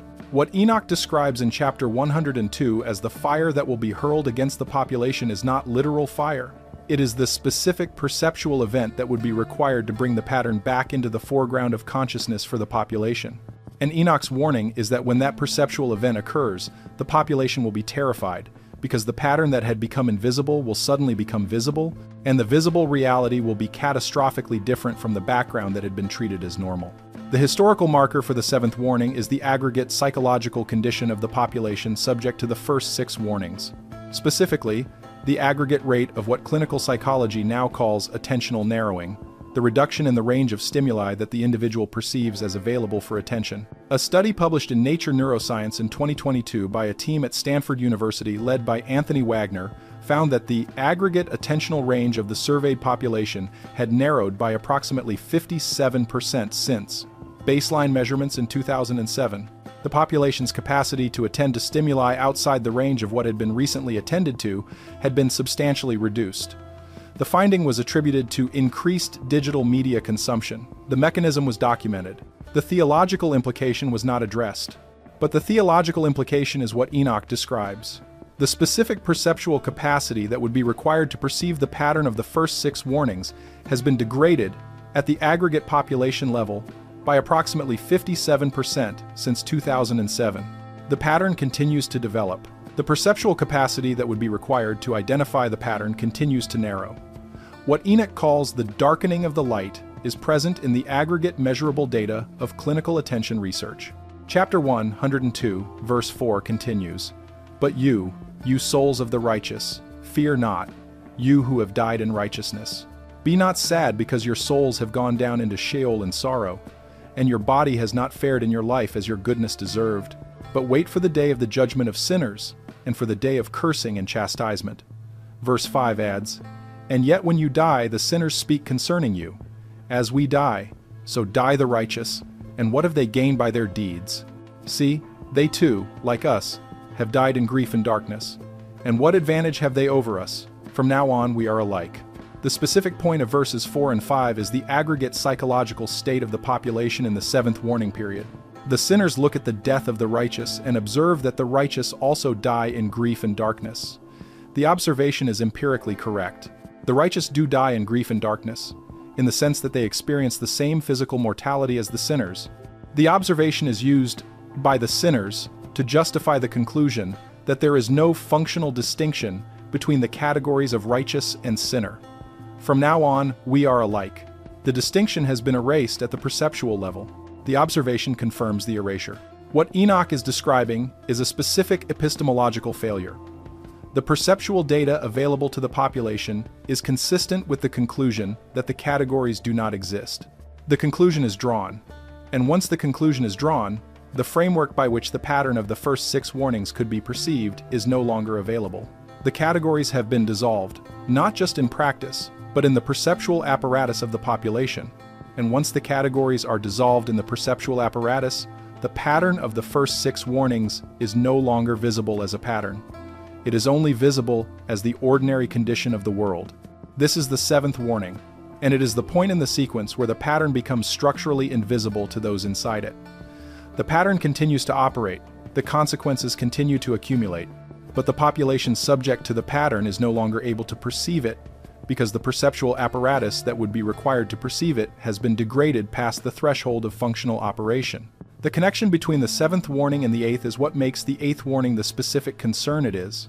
The 8th warning, the sealing of the great transgression, is what happens when the pattern of the first 7 warnings has reached the point at which no additional warning can be issued that would be perceived.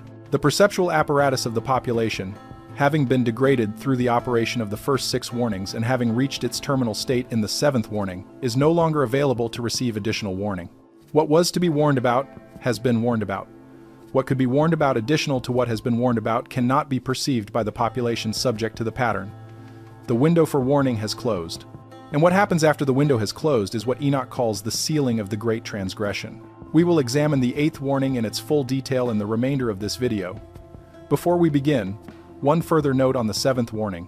Chapter 104 verse 6, in the Ge'ez, contains a phrase that Isaac translates as, "You shall become companions of the hosts of heaven." The ge'ez is tekawaru la anasara ansar ete samai. The verb tekawaru carries the specific meaning of becoming a companion in the sense of sharing a common perceptual framework, not merely a shared physical location. What Enoch is describing, in the promise to the righteous in the seventh warning period, is not that the righteous will be relocated to heaven at some future point. It is that the righteous, during the seventh warning period, will retain access to the perceptual framework of the hosts of heaven, the specific capacity of perception that allows the pattern of the first 6 warnings to be perceived as a pattern. The distinction between the righteous and the sinners in the seventh warning period is therefore not a moral distinction in the ordinary sense. It is a perceptual distinction. The righteous retain the perceptual capacity to see the pattern. The sinners have lost the perceptual capacity to see the pattern. And the loss is not the result of individual moral choice at the moment of the seventh warning.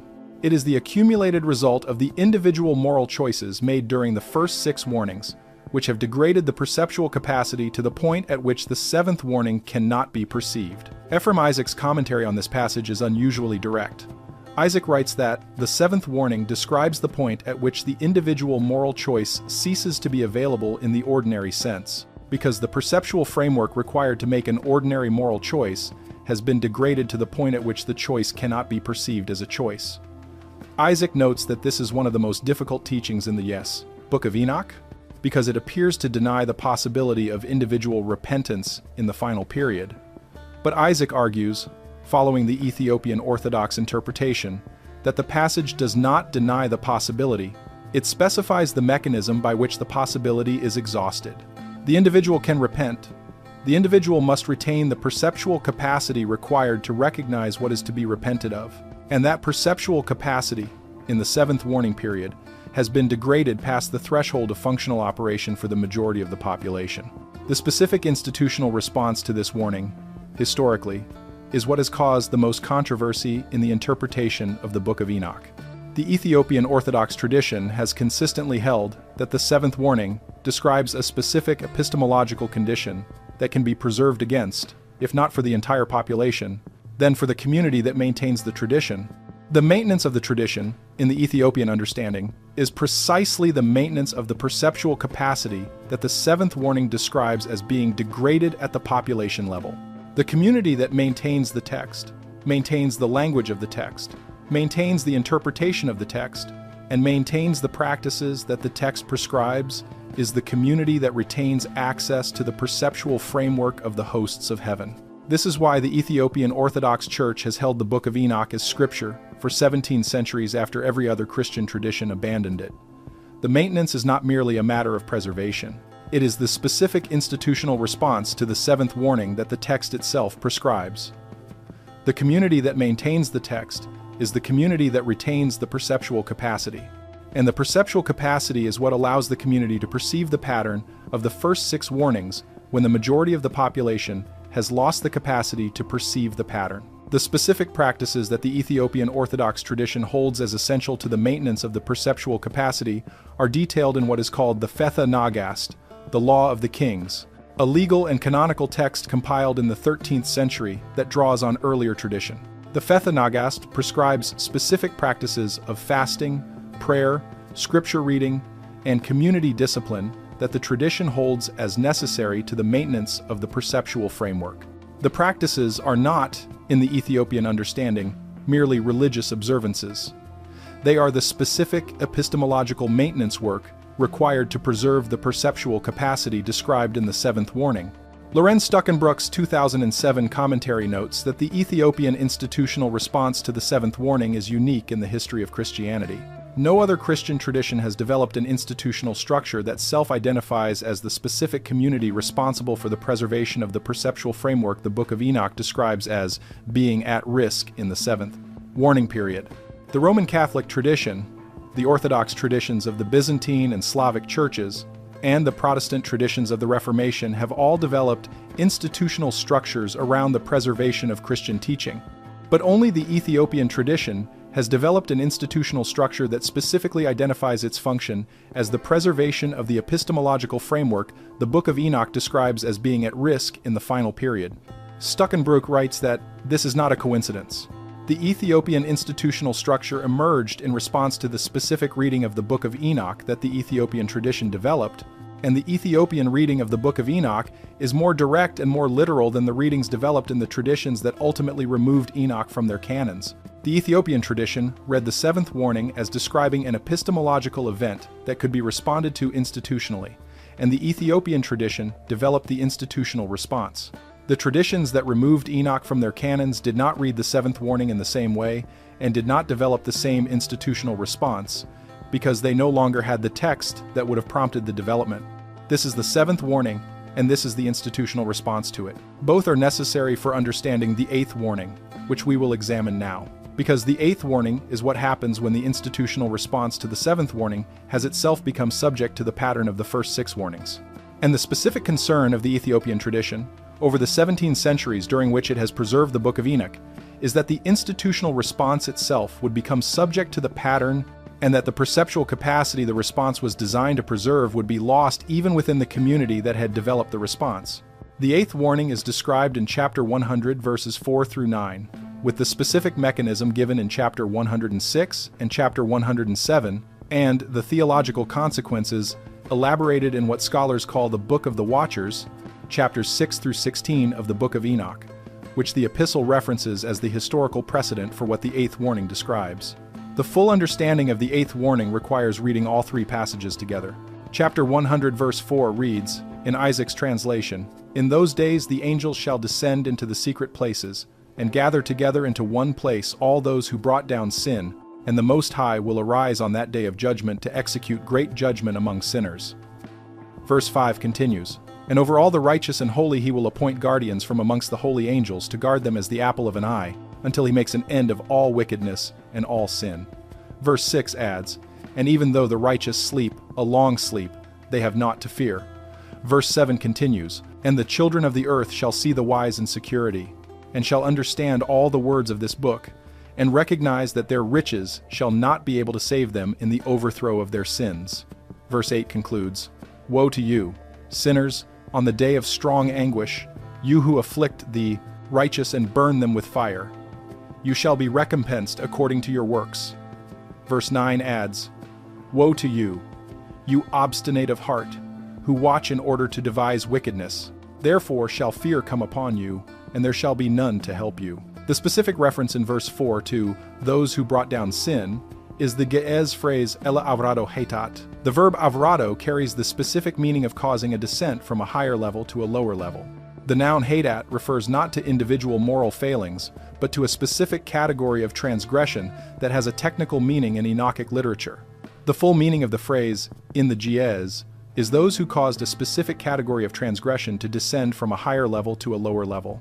This is not a description of ordinary sin. It is a description of a specific historical event, and Enoch's reference to it in verse 4 is a reference back to the earlier chapters of the Book of Enoch, in the Book of the Watchers, where the event itself is described in detail. The Book of the Watchers, in chapters 6 through 16, describes what happened when a group of beings that Enoch calls the Watchers descended from what he calls the heavens to what he calls the earth. Chapter 6 verse 1 reads, in Isaac's translation, "And it came to pass, when the children of men had multiplied, that in those days were born unto them beautiful and fair daughters. And the angels, the children of the heaven, saw and lusted after them, and said to one another, Come, let us choose us wives from among the children of men, and beget us children." The passage continues in verses 2 through 8, with the account of the descent. 200 watchers descended in the days of Jared, according to verse 6. They descended on Mount Hermon, according to verse 6. They bound themselves by mutual imprecations, according to verse 5, meaning they swore an oath among themselves that bound each of them to the plan against the possibility of individual withdrawal. And the leaders of the 200 are named individually in verses 7 and 8 in the order of their descent: Semjaza, Arakiba, Ramael, Kokabiel, Tamiel, Ramiel, Danel, Ezekiel, Barakijal, Asael, Armaros, Batarel, Ananel, Zachiel, Samsapil, Sadarel, Turel, Jomjael, and Sariel. 19 names are given in the surviving text. The 20th is Azazel, whose specific offense is described separately in chapter 8. What happened next is described in chapters 7 and 8. Chapter 7 verses 1 through 6 read, And all the others together with them took unto themselves wives, and each chose for himself one. And they began to go in unto them, and to defile themselves with them. And they taught them charms and enchantments, and the cutting of roots, and made them acquainted with plants. And they became pregnant, and they bore great giants, whose height was 3,000 ells, who consumed all the acquisitions of men. And when men could no longer sustain them, the giants turned against them, and devoured mankind. And they began to sin against birds and beasts and reptiles and fish, and to devour one another's flesh, and drink the blood. Verse 6 concludes, Then the earth laid accusation against the lawless ones. Chapter 8 describes what Azazel specifically taught. Verse 1 reads, And Azazel taught men to make swords and knives and shields and breastplates, and made known to them the metals of the earth and the art of working them, and bracelets and ornaments, and the use of antimony, and the beautifying of the eyelids, and all kinds of costly stones, and all coloring tinctures. Verse 2 continues, And there arose much godlessness, and they committed fornication, and they were led astray, and became corrupt in all their ways. Verse 3 adds specifics for each of the other leaders. Semjaza taught enchantments and root cuttings. Armaros, the resolving of enchantments. Barakijal astrology. Kokabiel, the constellations. Ezekiel, the knowledge of the clouds. Arakiel, the signs of the earth. Shamziel, the signs of the sun. And Sariel, the course of the moon. The specific pattern of what the Watchers taught is significant. The teachings can be divided into two categories. The first category, associated with Azazel, is technological. Metallurgy, weaponry, cosmetics, the technology of visible transformation of the human body, and the technology of violence between human bodies. The second category, associated with the other leaders, is what would today be called astronomical, meteorological, and pharmacological knowledge. The knowledge of the cycles of the sun and moon, the knowledge of the clouds and the signs of the earth, the knowledge of enchantments and root cuttings, meaning the psychoactive properties of plants. The specific offense of the Watchers, according to the Book of Enoch, was not that they possessed this knowledge.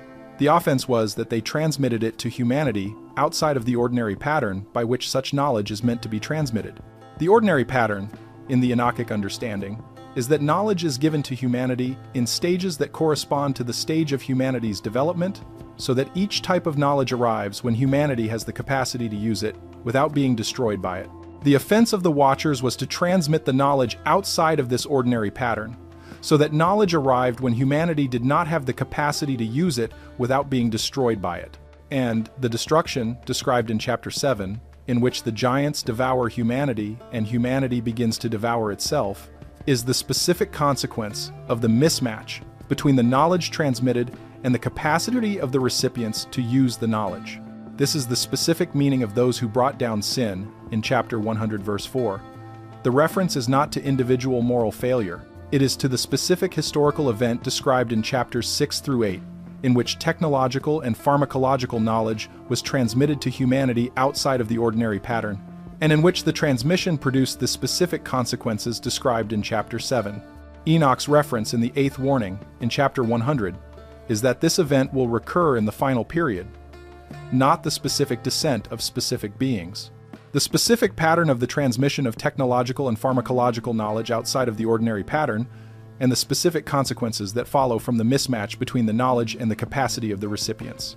Chapter 106 and chapter 107 describe the specific mechanism by which the recurrence is recognized. These chapters, which appear at the end of the Book of Enoch in most manuscripts and which some scholars have argued are a later addition, contain the account of the birth of Noah. Chapter 106 verse 1 reads, And after some days my son Methuselah took a wife for his son Lamech, and she became pregnant by him and bore a son. And his body was white as snow and red as the blooming of a rose, and the hair of his head and his long locks were white as wool, and his eyes beautiful. And when he opened his eyes, he lighted up the whole house like the sun, and the whole house was very bright. Verses 2 through 4 continue the description. The child, at birth, opened his mouth and spoke, and blessed the Lord of righteousness. Lamech, seeing this, was afraid, and went to his father Methuselah, and told him that he had begotten a strange son, whose nature was not like human nature, but like the children of the angels of heaven. Methuselah, upon hearing this, went to Enoch to inquire about the meaning of the birth. Enoch's response, in chapter 106 verses 13 through 17, is the specific description of what the birth signifies. Enoch says, in verse 13, "In the generation of my father Jared, some of the angels of heaven transgressed the word of the Lord. And behold, they commit sin, and transgress the law, and have united themselves with women, and commit sin with them, and have married some of them, and have begot children by them." Verse 14 continues, "And they shall produce on the earth giants not according to the Spirit, but according to the flesh. And there shall be a great punishment on the earth, and the earth shall be cleansed from all impurity." Verse 15 adds, "Yea, there shall come a great destruction over the whole earth, and there shall be a deluge and a great destruction for 1 year." Verse 16 concludes, "And this son who has been born unto you shall be left on the earth, and his 3 children shall be saved with him, when all mankind that are on the earth shall die, and he shall save the earth from all corruption that is on it." The specific point of chapter 106, in the context of the 8th warning, is that the birth of Noah is presented as the marker that the deluge is imminent. The child born to Lamech is not an ordinary child. His appearance and his behavior at birth are the specific signs that the pattern of the descent of the Watchers has run to its conclusion, and that the intervention that will end the pattern is now imminent. The child is not the cause of the intervention. He is the marker by which the imminence of the intervention is recognized. Enoch's warning in chapter 100 verse 4 refers back to this pattern. The 8th warning is not that the descent will recur in an ordinary sense. It is that the pattern will recur, and that the recurrence will be recognizable by markers similar to the markers described in chapter 106. Specifically, the recurrence will be marked by the emergence of what Enoch calls, in chapter 100 verse 4, those who brought down sin, meaning the specific class of beings or agents responsible for the recurrence of the pattern of unauthorized knowledge transmission. And the intervention that will end the recurrence will be preceded by markers analogous to the birth of Noah in chapter 106. The 8th warning, therefore, is the warning that the pattern of the descent of the Watchers will recur in the final period, that the recurrence will be recognizable by specific markers, and that the intervention that will end the recurrence will be preceded by additional markers that Enoch describes in the closing chapters of the book. This is the warning that the Council of Laodicea, in 364 CE, specifically named as the reason for removing the Book of Enoch from Christian scripture. The specific text of Canon 60 of the Council of Laodicea reads, "In the Latin transmission preserved in the Corpus Iuris Canonici, quod non oportiat, libros extra canonem legere in ecclesia, nisi solos canonicos veteris et novi testamenti," that books outside the canon are not to be read in the church, except only the canonical books of the Old and New Testament. Canon 59 preceded it, listing the books that are to be read. Enoch is not on that list. The specific reason for the exclusion is not given in Canon 60 itself. It is given in the correspondence surrounding the council, particularly in the festal letter of Athanasius of Alexandria in 367, 3 years after the council. Athanasius's festal letter of 367 is the specific document in which the reasons for the exclusion of Enoch are laid out. Athanasius writes, in the Greek preserved in the Codex Athonensis at the monastery of Iveron on Mount Athos, that the Book of Enoch contains, and I translate, descriptions of a specific pattern of transgression by beings from beyond the natural order, and specific claims regarding the recurrence of that transgression in the final period, which we judge to be neither profitable for the instruction of the faithful, nor consonant with the pattern of teaching we have received. The Greek phrase Athanasius uses for pattern of transgression by beings from beyond, the natural order is paravaseos tropos hypotinonapo, ta physiko taxios exothen, and the phrase recurrence of that transgression in the final period is anakuklosis tes paravasios and toi eskatoi kairoi. The specific concern Athanasius names is not the description of the original transgression in chapters 6 through 8. That description had been referenced by Christian writers before Athanasius, including by Jude in the New Testament, and Athanasius does not attempt to remove Jude from the canon on account of this reference. The specific concern is the description of the recurrence, and specifically the description in chapter 100 verses 4 through 9, taken together with the reference back to chapter 106. Athanasius writes, in the continuation of the passage in his festal letter, that the specific problem with the recurrence description is that it identifies markers that could be checked against the world at the time the recurrence is occurring, and that the identification of the markers would produce, in the population of the church, a pattern of expectation that would interfere with the ordinary pastoral function of the church. The people would be looking for the markers. The people who found what they took to be the markers would report the finding. The reports would circulate. The church would be occupied with responding to the reports. And the ordinary pastoral function, the teaching and the sacraments and the discipline of the church, would be crowded out by the response to the report of the markers. This is Athanasius' stated reason. The book cannot be permitted to remain in the canon because the specific content of chapter 100 and chapter 106 would produce a pattern of expectation in the population that would interfere with the pastoral function of the side institution. The stated reason does not deny the accuracy of what the book describes. It denies the pastoral usefulness of what the book describes being available to the population. Ephraim Isaac, in his introduction to the Anchor Bible translation, notes that Athanasius' stated reason has been consistently underemphasized in Western scholarship on the reasons for the exclusion of Enoch. The Western scholarship has tended to argue that Enoch was excluded because its content was theologically incompatible with Orthodox Christianity, or because its authorship was in question, or because its manuscript tradition was unreliable. All three arguments have merit, and all three appear in the historical record. But Athanasius' own stated reason, in the Festal Letter of 367, is the pastoral one. The book cannot be permitted to remain because the content of chapter 100 and chapter 106 would produce a pattern of expectation that would interfere with the pastoral function. Isaac writes that this stated reason is worth taking seriously on its own terms. Athanasius was not attempting to hide anything. He was making a specific pastoral judgment about the effect of a specific content on a specific population, and he was writing that judgment down in a letter that would be preserved and read by other bishops. The pastoral judgment was that the specific content of the 8th warning, in chapter 100, taken together with the recurrence pattern of chapter 106, would produce a specific effect on the population of the church, and that effect would interfere with the pastoral function. Athanasius' response was to remove the specific content from the canon that would be read in the church. The result of Athanasius' response is that the 8th warning has been unavailable to the Western Christian population for approximately 1700 years.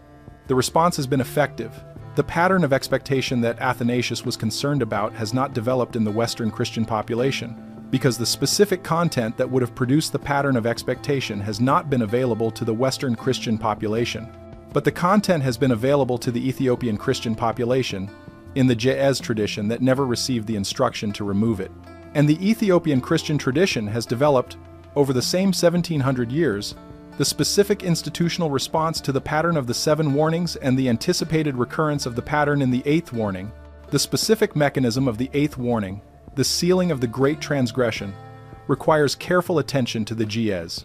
The verb Isaac translates as sealing is atama, which carries a specific technical meaning that English cannot easily reproduce. It refers not to the placing of a seal in the sense of a marker of authenticity. It refers to the closing of a boundary in such a way that what is inside the boundary can no longer be reached from outside, and what is outside can no longer enter. The Ge'ez concept of sealing, in the theological usage that the Book of Enoch employs, is the closing of a category against further modification. Once the category is sealed, its contents are fixed. The composition of what is inside can no longer be changed. The composition of what is outside can no longer be added to what is inside. The 8th warning is the warning that the composition of what Enoch calls the great transgression will be sealed. Sealed in the specific, technical sense. Once the sealing has occurred, the composition of what is inside the category of the great transgression will be fixed. Those who are inside will be inside permanently. Those who are outside will be outside permanently. The window during which the composition of the category can be changed will have closed. The specific mechanism by which the sealing occurs is described in chapter 100 verses 6 through 9, taken together with the material in chapter 108 that appears at the end of the book in most manuscripts. Chapter 100 verse 6 reads, "And this is a memorial for you as a reminder, and even though the righteous sleep a long sleep, they have naught to fear." Verse 7 continues, "And the children of the earth shall see the wise in security, and shall understand all the words of this book, and recognize that their riches shall not be able to save them in the overthrow of their sins." Verse 8 adds, "Woe to you, sinners, on the day of strong anguish, you who afflict the righteous and burn them with fire. You shall be recompensed according to your works." Verse 9 concludes, "Woe to you, you obstinate of heart, who watch in order to devise wickedness. Therefore shall fear come upon you, and there shall be none to help you." The specific sequence in verses 6 through 9 is important. Verse 6 establishes the condition of the righteous during the 7th warning period. They sleep, they wait, they have no reason to fear. Verse 7 describes the moment at which the sealing becomes visible. The children of the earth see the wise in security, and understand the words of this book, and recognize the consequence. This is the specific moment at which the perceptual capacity that had been degraded during the 7th warning period is briefly restored so that the population can see what has happened. Verse 8 describes the response of the sinners at the moment of restored perception. They experience strong anguish. And verse 9 describes the specific condition that has been sealed. Those who watch in order to devise wickedness, meaning those whose active practice during the 7th warning period had been the deliberate maintenance of the pattern of the first 6 warnings. These are the ones for whom the sealing is complete. Fear comes upon them, and there is none to help them. The specific point of the 8th warning is that the sealing is not a punishment imposed after the fact. It is the natural consequence of a specific pattern of behavior during the 7th warning period, in which the behavior itself is what produces the sealing. The individuals who watch in order to devise wickedness, in Enoch's phrasing, are the ones who, during the 7th warning period, actively participate in the maintenance of the pattern of the first 6 warnings. Their participation is the mechanism by which they enter the category of the great transgression, and the sealing is the point at which the category, having been populated by their participation, is closed. Ephraim Isaac's commentary on this passage is direct. Isaac writes that the 8th warning describes not a future imposition of judgment by an external authority, but the specific mechanism by which the participants in the pattern of the first 7 warnings enter into the condition described as the great transgression, and by which that entry becomes irreversible at the specific moment described as the sealing. Isaac notes that this reading is standard in the Ethiopian tradition, and has been so since the earliest surviving commentaries in the Dable. Jez. The 8th warning is not about God punishing sinners at some future point. It is about the specific mechanism by which the sinner's own participation in the pattern of the first 7 warnings produces a condition that becomes, at a specific point, no longer reversible. The specific timing of the sealing is described in chapter 108, in the passage that closes the Book of Enoch in the Ge'ez manuscripts. Chapter 108 verses 1 through 3 read, "Another book which Enoch wrote for his son Methuselah, and for those who will come after him, and keep the law in the last days." Verse 2 continues, "You who have observed shall wait in those days till the evildoers are destroyed, and the power of the guilty is annihilated." Verse 3 adds, "And wait until sin has passed away, for their names shall be blotted out of the book of life and out of the holy books, and their seed shall be destroyed forever, and their spirits shall be slain, and they shall cry and make lamentation in a place that is a chaotic wilderness, and in the fire shall they burn, for there is no earth there." The specific phrase in verse 3, "Their names shall be blotted out of the book of life," is the technical description of the sealing. The book of life, in Enochic literature, is the specific record of the composition of the category of the righteous. Names are inscribed in the book at the moment of a specific action. Names are blotted out of the book at the moment of a specific counteraction. And at the moment of the sealing, the blotting out becomes permanent. The name that has been blotted out cannot be reinscribed. The name that has remained inscribed cannot be blotted out. The composition of the book of life is fixed. The specific mechanism by which a name is blotted out is described in chapter 108 verses 7 through 15. Verse 7 reads, "For I know that there are others, who have kept the law also for the sake of righteousness, and against whom the counsel of destruction had prevailed, but against whom the counsel of destruction had not prevailed." Verse 8 continues, "And also those who love God, and who love neither gold nor silver, and all the good things of the world, but gave over their bodies to torture." Verse 9 adds, "Who since they came into being longed not after earthly food, but regarded everything as a passing breath, and lived accordingly. And the Lord tried them much, and their spirits were found pure, so that they should bless his name." Verse 10 continues, "And all the blessings destined for them I have recounted in the books, for he has rewarded them. For they were found to love heaven more than their life in the world, and though they were trodden under foot of wicked men, and experienced abuse and reviling from them, and were put to shame, yet they blessed me." The specific pattern described in verses 7 through 10 is the pattern of those whose names remain inscribed. The specific pattern is the pattern of those who during the 7th warning period do not enter into the pattern of the first 6 warnings. They do not accumulate wealth by the mechanism of the 2nd warning. They do not participate in the corruption of the courts described in the 3rd warning. They do not participate in the abandonment described in the 4th warning. They do not participate in the exploitation described in the 5th warning. They do not participate in the multiplication of false witnesses described in the 6th warning. And their perceptual capacity, described in the 7th warning, remains intact because they have not participated in the pattern that would have degraded it. The specific mechanism by which the perceptual capacity is preserved is described in verses 8 and 9. Those who love God, those who love neither gold nor silver, nor the good things of the world, those who did not long after earthly food, those who regarded everything as a passing breath and lived accordingly. The specific practices in the Ge'ez text are the practices of what the Ethiopian Orthodox tradition has developed as the specific institutional response to the 7th warning. Fasting, prayer, reduced attachment to material goods, the specific discipline of what the tradition calls the narrow way of Ethiopian monastic practice. The specific claim of the Ethiopian tradition, based on the reading of chapter 108, is that the practices are not merely religious observances. They are the specific perceptual maintenance work that preserves the perceptual capacity described in the 7th warning. And the preservation of the perceptual capacity is what determines whether the name remains inscribed in the Book of Life at the moment of the sealing. The names inscribed are the names of those whose perceptual capacity has been preserved.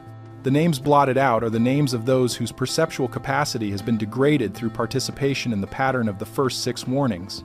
This is the specific theological content of the 8th warning that Athanasius, in his Festal Letter of 367, identified as pastorally problematic.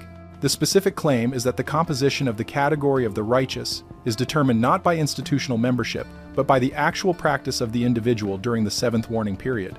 Institutional membership in a church is not what determines the inscription of the name. The actual practice of the individual, the actual maintenance of the perceptual capacity, the actual refusal to participate in the pattern of the first 6 warnings is what determines the inscription, and the institutional apparatus of the church cannot guarantee the inscription, because the institutional apparatus of the church cannot substitute for the actual practice of the individual. Athanasius's pastoral concern with this claim is understandable. If the population of the church were to understand the claim clearly, the ordinary institutional function of the church would be transformed. The population would no longer look to the institutional apparatus as the guarantor of their standing. They would look to their own actual practice. And the institutional apparatus, having lost its function as the guarantor, would lose its authority. The specific solution Athanasius adopted was to remove the specific content that would produce the transformation from the canon that would be read in the church. The population would not encounter the content. The population would not understand the claim. The institutional apparatus would retain its function as the guarantor, and the pastoral function of the church would continue. The result of Athanasius's solution, over the 1700 years since it was implemented, is what we can now observe. The Western Christian tradition has developed institutional structures around the guarantee of standing through institutional membership. The Roman Catholic tradition has developed the specific doctrine of the mediating role of the church in salvation. The Protestant tradition has developed the specific doctrine of salvation through faith alone, in which the faith is understood to be the specific institutional relationship with the church that produces the guarantee of standing. Both traditions have developed institutional apparatus that functions as the guarantor of standing in a way that the Book of Enoch specifically denies is possible. The Ethiopian Orthodox tradition has developed differently. Because the Ethiopian tradition retained the Book of Enoch, and because the Ethiopian tradition read chapter 108 inches, the direct and literal sense that the Ge'ez supports, the Ethiopian institutional apparatus has never developed the function of guarantor of standing. The Ethiopian tradition has consistently held that the church can support the individual in the practice that determines the inscription of the name, but the church cannot substitute for the practice. The specific responsibility for the maintenance of the perceptual capacity, and therefore for the inscription of the name in the Book of Life, rests with the individual, and the church can only support the individual in that responsibility. This is why the Ethiopian tradition has developed the extensive practices of fasting, prayer, and asceticism that characterize Ethiopian Orthodox practice. The practices are not, in the Ethiopian understanding, meritorious works that earn salvation. They are the specific perceptual maintenance work that preserves the capacity to see the world clearly during the 7th warning period, so that the individual is not caught up in the pattern of the first 6 warnings, so that the name is not blotted out of the Book of Life at the moment of the sealing. The specific timing of the sealing is not given in a single passage of the Book of Enoch, but it is triangulated in several passages taken together. Chapter 91 verse 15 describes the 7th week as the perverse generation. Chapter 93 verse 9 identifies the seventh week as the point at which the elect are chosen. Chapter 100 verse 4 describes the eighth warning as occurring during the seventh week. Chapter 108 verse 3 describes the sealing as occurring at the end of the period during which the observant wait. The observant wait during the seventh week. The sealing occurs at the end of the seventh week. The eighth week, in Enoch's chronology, is described as the week during which the elect are given weapons and during which the great judgment is executed on the sinners. The specific transition from the seventh week to the eighth week is what the sealing describes. The seventh week is the perverse generation, during which the pattern of the first 7 warnings has operated on the population. The eighth week is when the composition of the categories has been fixed and the intervention that will end the pattern begins. The moment of transition, the specific point at which the seventh week ends and the eighth week begins, is what Enoch calls the sealing. The population subject to the pattern does not observe the moment of transition in the ordinary sense. The perceptual capacity has been degraded during the seventh warning period, to the point that ordinary perception of the transition is no longer available. What the population observes, according to chapter 100 verse 7, is the aftermath. The children of the earth see the wise in security, and understand the words of this book, and recognize that their riches shall not save them. This is the moment of restored perception described earlier. The perception is restored briefly, so that the population can see what has happened. But by the time the perception is restored, the sealing has already occurred. The composition of the categories has been fixed. The window during which participation in one category or the other could have been chosen has closed. This is the specific concern of the eighth warning. Not that the transition is coming at some future point that can be prepared for. That the transition occurs at a moment that is not perceived by the population subject to the pattern, and that once the transition has occurred, no further action by the individual can change the individual's placement in the sealed categories. The choice is made during the seventh warning period. The choice is made by the actual practice of the individual during the seventh warning period. And the actual practice of the individual during the seventh warning period is what determines the placement. The Ethiopian Orthodox tradition's specific pastoral response to this teaching is not to attempt to identify the moment of the sealing. The tradition consistently holds that the moment cannot be identified in advance, because if it could be identified, the practice would become instrumentalized. Individuals would engage in the practice only in the period immediately preceding the identified moment, and the practice would not be the actual practice of the maintenance of the perceptual capacity. The tradition holds that the practice must be constant, extending across the entire seventh warning period, precisely because the moment of the sealing is not identified. The practice is not a preparation for a specific event. The practice is the actual condition that determines the placement. And the practice must be present at the moment of the sealing, whenever that moment occurs. This is the specific pastoral difficulty that Athanasius identified.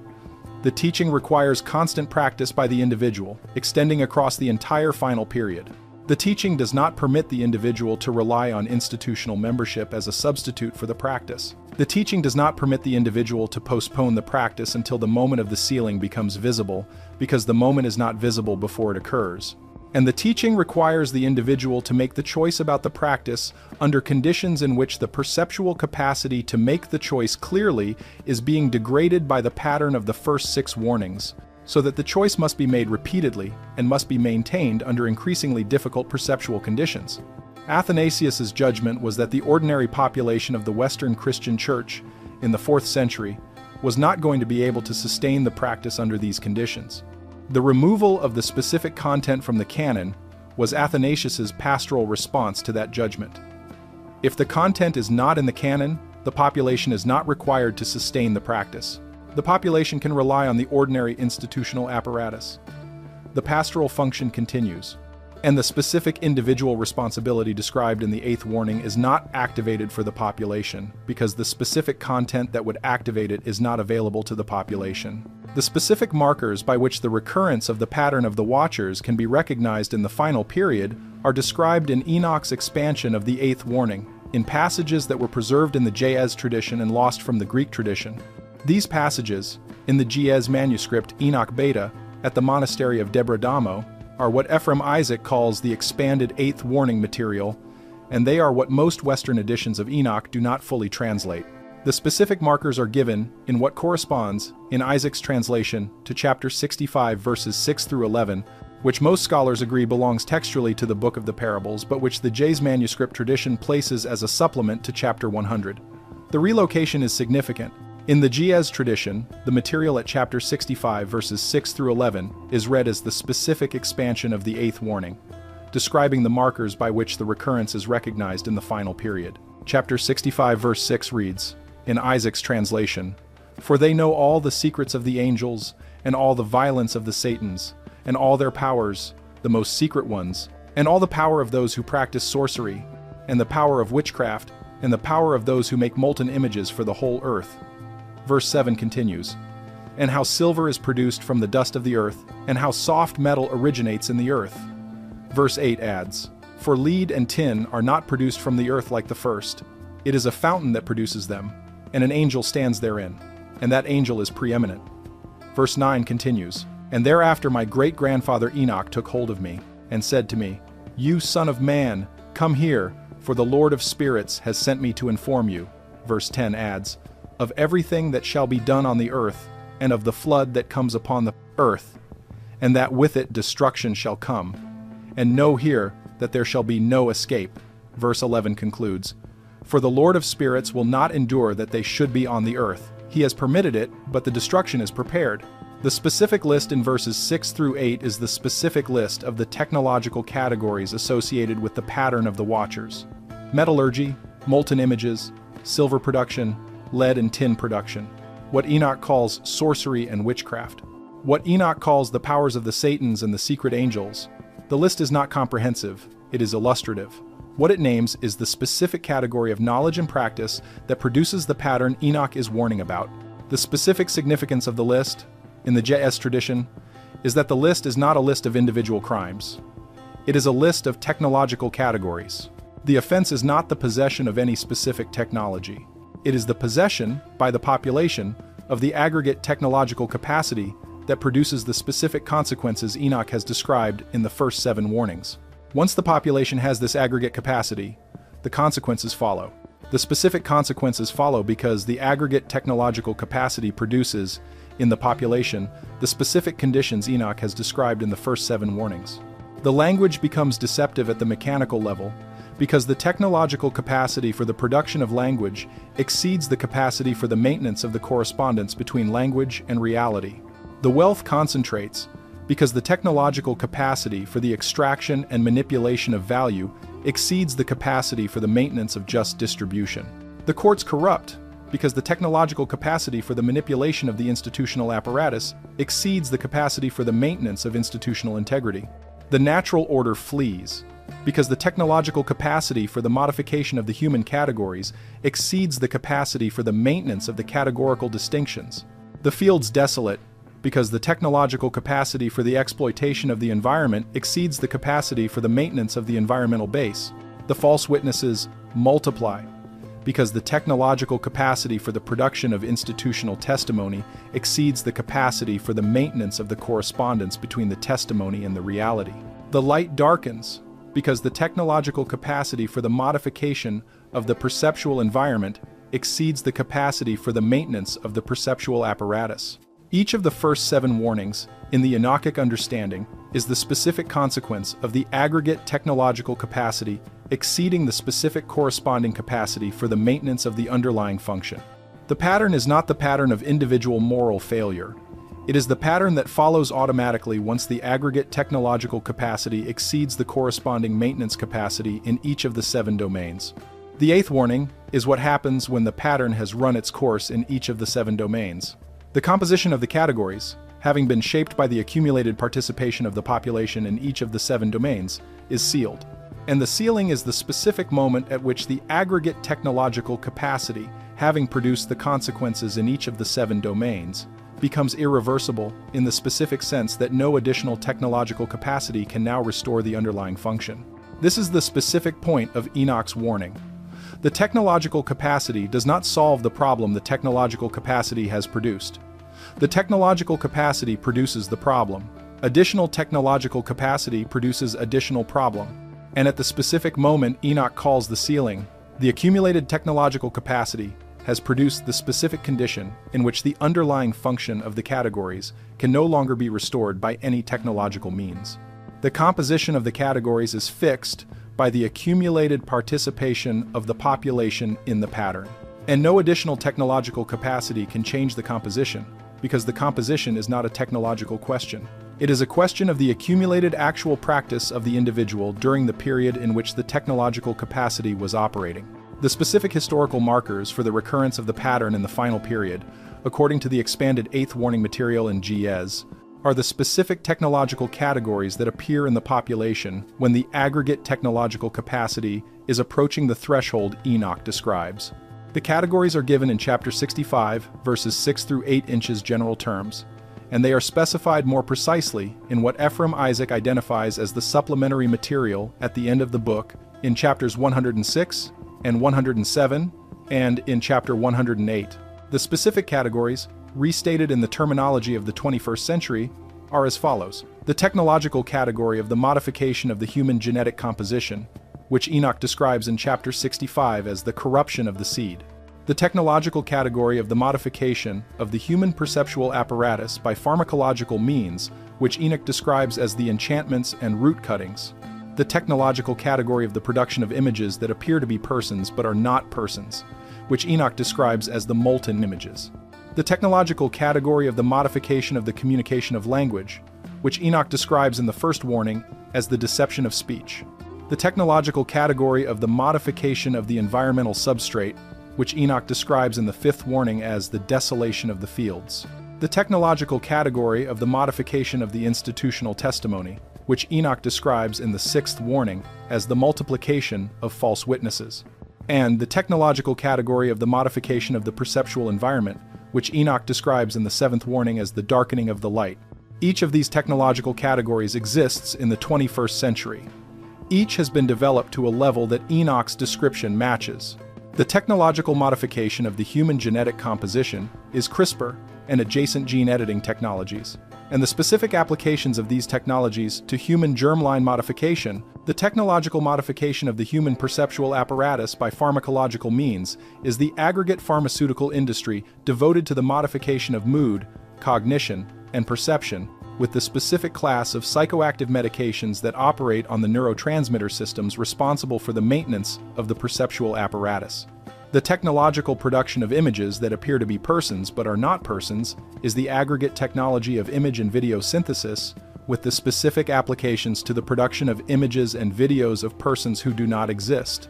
The technological modification of the communication of language is the aggregate technology of natural language processing and generation, with the specific applications to the production of text and speech that appears to be human but is not the actual expression of a human person. The technological modification of the environmental substrate is the aggregate technology of industrial agriculture and geoengineering, with the specific applications to the modification of the atmospheric composition and the soil substrate. The technological modification of the institutional testimony is the aggregate technology of the information distribution systems, with the specific applications to the production and distribution of authoritative statements that shape the perception of the population. And the technological modification of the perceptual environment is the aggregate technology of the digital media environment, with the specific applications to the shaping of the attentional patterns and the perceptual habits of the population. The specific point of the expanded 8th warning is that each of these technological categories, taken individually, is not the offense. The offense is the aggregate presence of all of them, developed to the level at which they operate on the population as a system rather than as individual technologies. Once the aggregate is present, and once the aggregate has operated on the population for long enough, the pattern of the first 7 warnings follows automatically. The specific individuals responsible for the development of any given technology are not the sole cause of the pattern. The pattern is the emergent consequence of the aggregate technological capacity operating on the population. This is why the 8th warning is not primarily addressed to those responsible for the development of the technologies.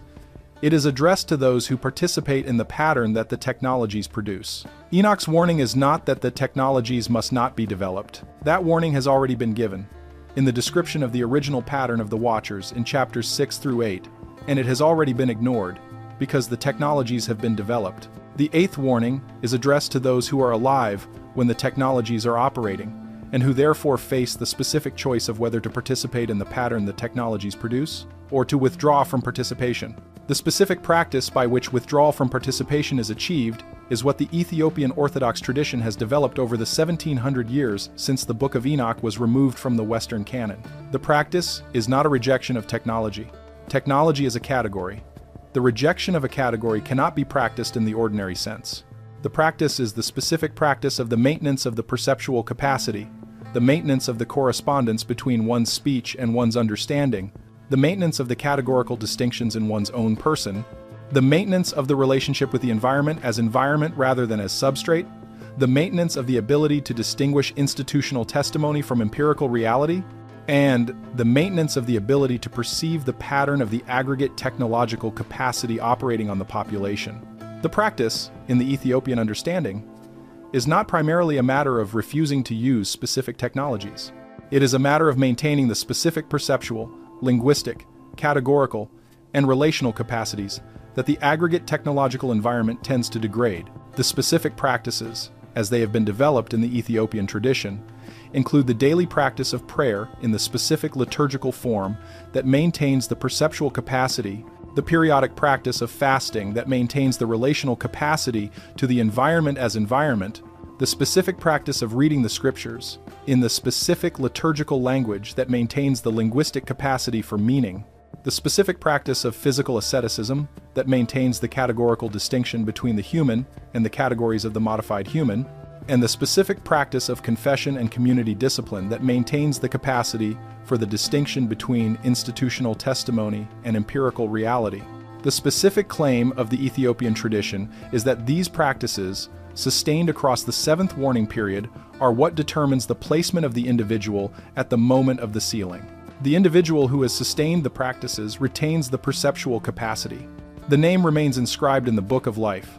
The individual who has not sustained the practices has lost the perceptual capacity. The name is blotted out, and the moment of the sealing, according to the tradition, is the specific moment at which the composition of the categories, having been shaped by the aggregate accumulated practice of the population across the 7th warning period, becomes fixed. The specific historical warnings the Ethiopian tradition has issued regarding the timing of the sealing are worth documenting. In the 14th century, the Ethiopian emperor Zara Yacob issued a series of proclamations that identified specific markers by which the imminence of the sealing could be recognized. The markers included specific technological categories that would appear in the world, the aggregate abandonment of the categorical distinctions among the human populations, and the specific institutional response of the church that would be required to maintain the perceptual capacity of the population subject to the emperor's authority. The proclamations are preserved in the archives of the Ethiopian Orthodox Tewahedo Church and have been analyzed in the peer-reviewed literature by Getachew Hale, the Regents Professor of Ethiopian Manuscript Studies at St. John's University, in a series of papers published between 1979 and 2011. The specific technological markers Zara Yacob identified in his proclamations included the emergence of what he called the images that speak, the emergence of the medicine that changes the mind, the emergence of the seed that is not seed, and the emergence of the writing that has no author. Halley's analysis of the proclamations argues that these 4 categories were understood by Zara Yacob as the specific 21st century. Applications of the 4 technological categories Enoch had identified in chapter 65, verses 6 through 8. The images that speak correspond to the modern technology of synthesized speech and video.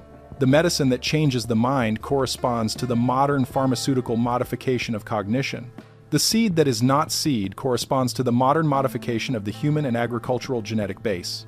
And the writing that has no author corresponds to the modern natural language generation technologies. Halley's analysis, published in the Journal of Semitic Studies in 2011, notes that Zara Yacob's proclamations did not specify a date for the emergence of the markers. They specified the markers themselves, and they specified that the emergence of all 4 markers together would be the indication that the sealing was approaching. The Ethiopian tradition has held for 6 centuries that the emergence of all 4 markers together would be the specific indication. The emergence of all 4 markers together has now occurred in the technological development of the 21st century.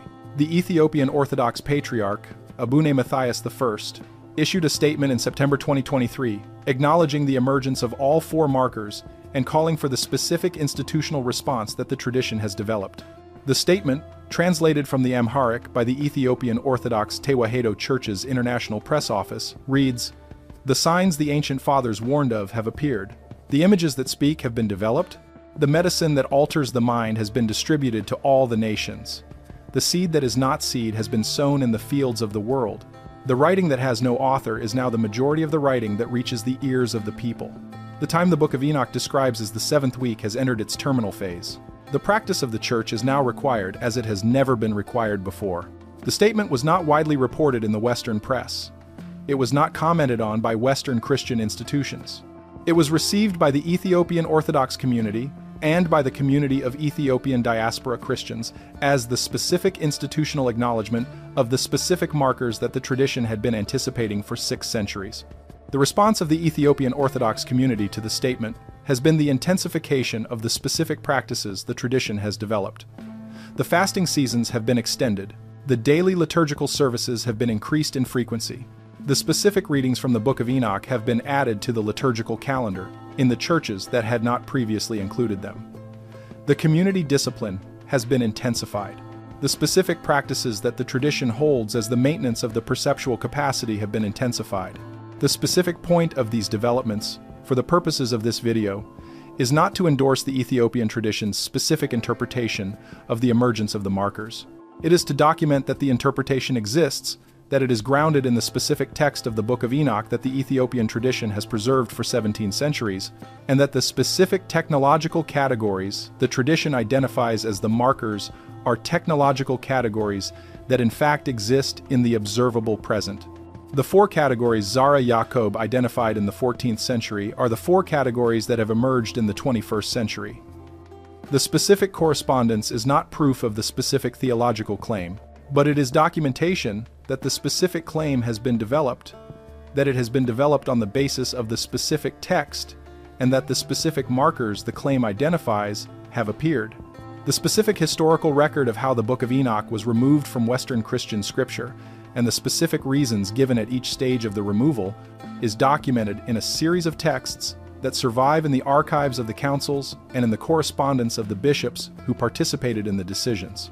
The record is worth examining in detail because the specific reasons that were given for the removal are directly connected to the specific content of the 8th warning we have been examining. The first specific action against the Book of Enoch in the Western tradition was taken not by a council but by the individual scholar Origen of Alexandria, who lived from approximately 185 CE to 254 CE. Origen was the most influential Christian scholar of the 3rd century, and his opinion on the status of individual texts carried substantial weight in the developing Christian tradition.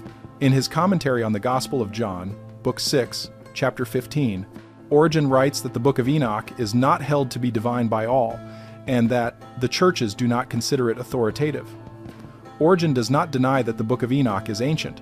He does not deny that it contains material that is cited by canonical New Testament texts, specifically by Jude in the New Testament epistle. He denies only that the churches consider it authoritative. The specific reason he gives is that the churches do not read it in the liturgy. The specific reason the churches do not read it in the liturgy is not given.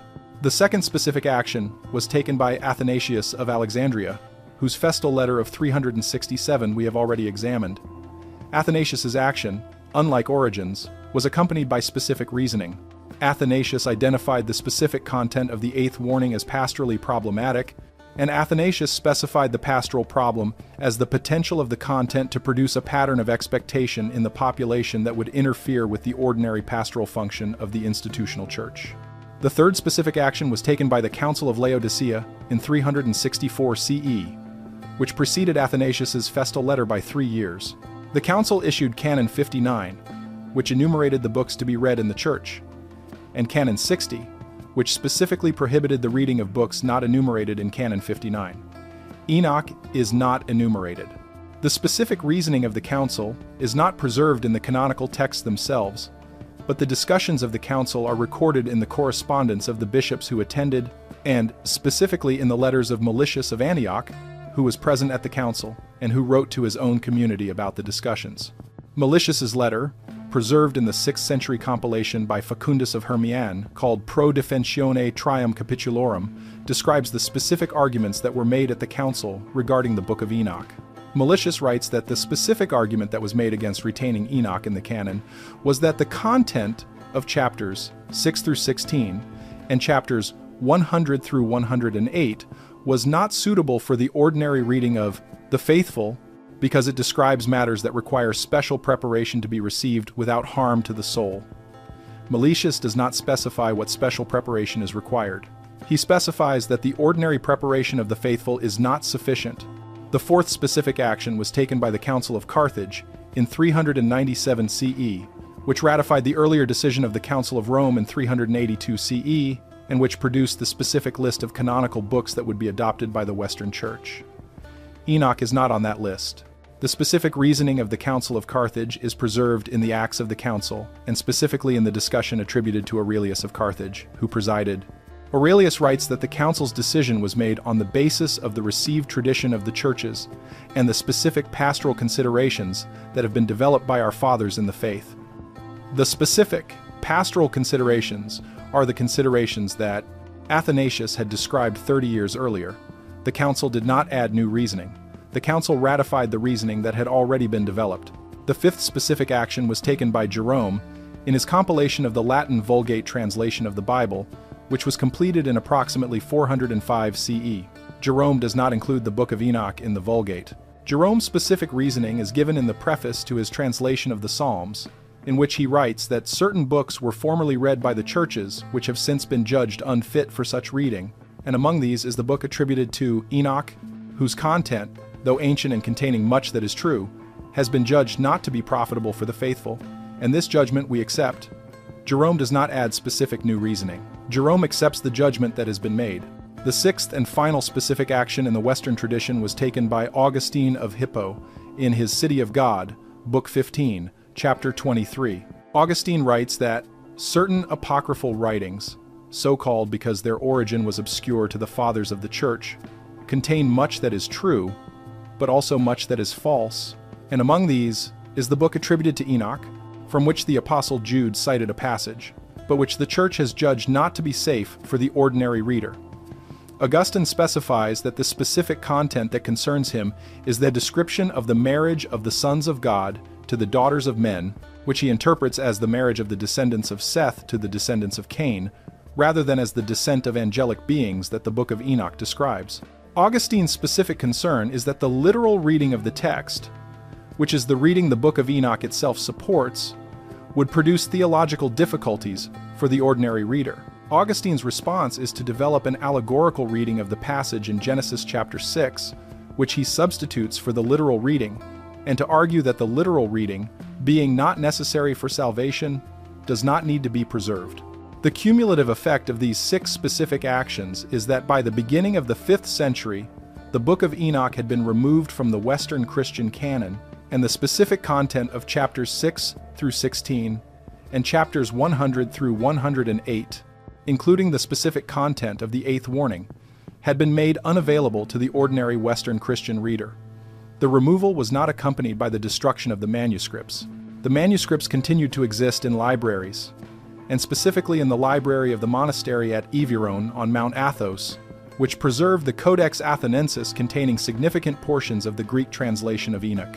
But the manuscripts were not read in the liturgy, and they were not commented on in the ordinary pastoral literature of the Church, and the specific content of the 8th warning was effectively unavailable to the population of the Western Christian Church for the next 14 centuries.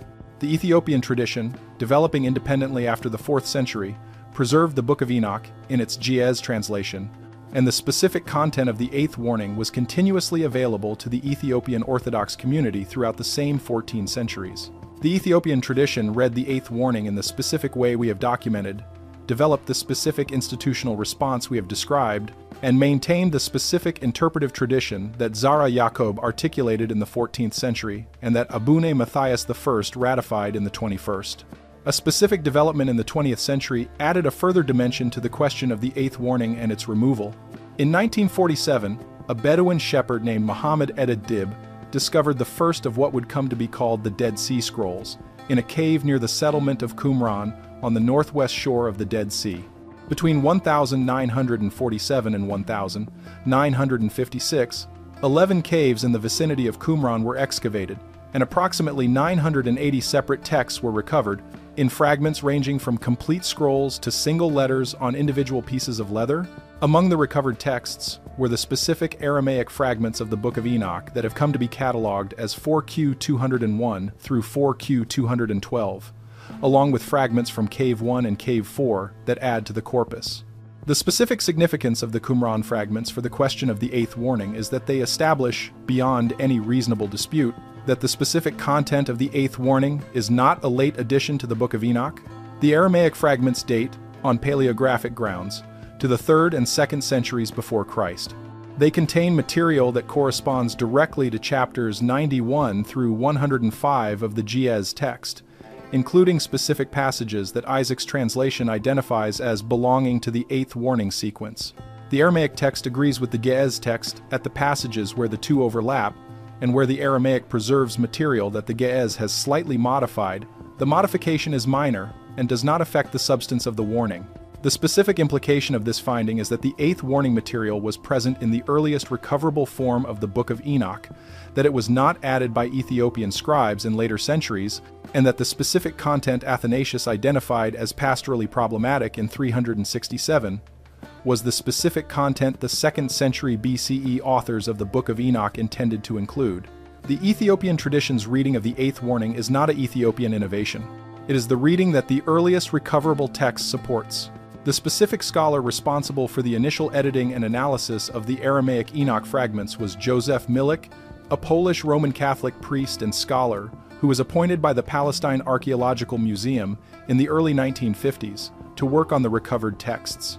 Milik's edition of the Aramaic fragments was published in 1976 under the title The Books of Enoch, Aramaic Fragments of Qumran, Cave 4, and it remains the standard scholarly edition of the Aramaic material.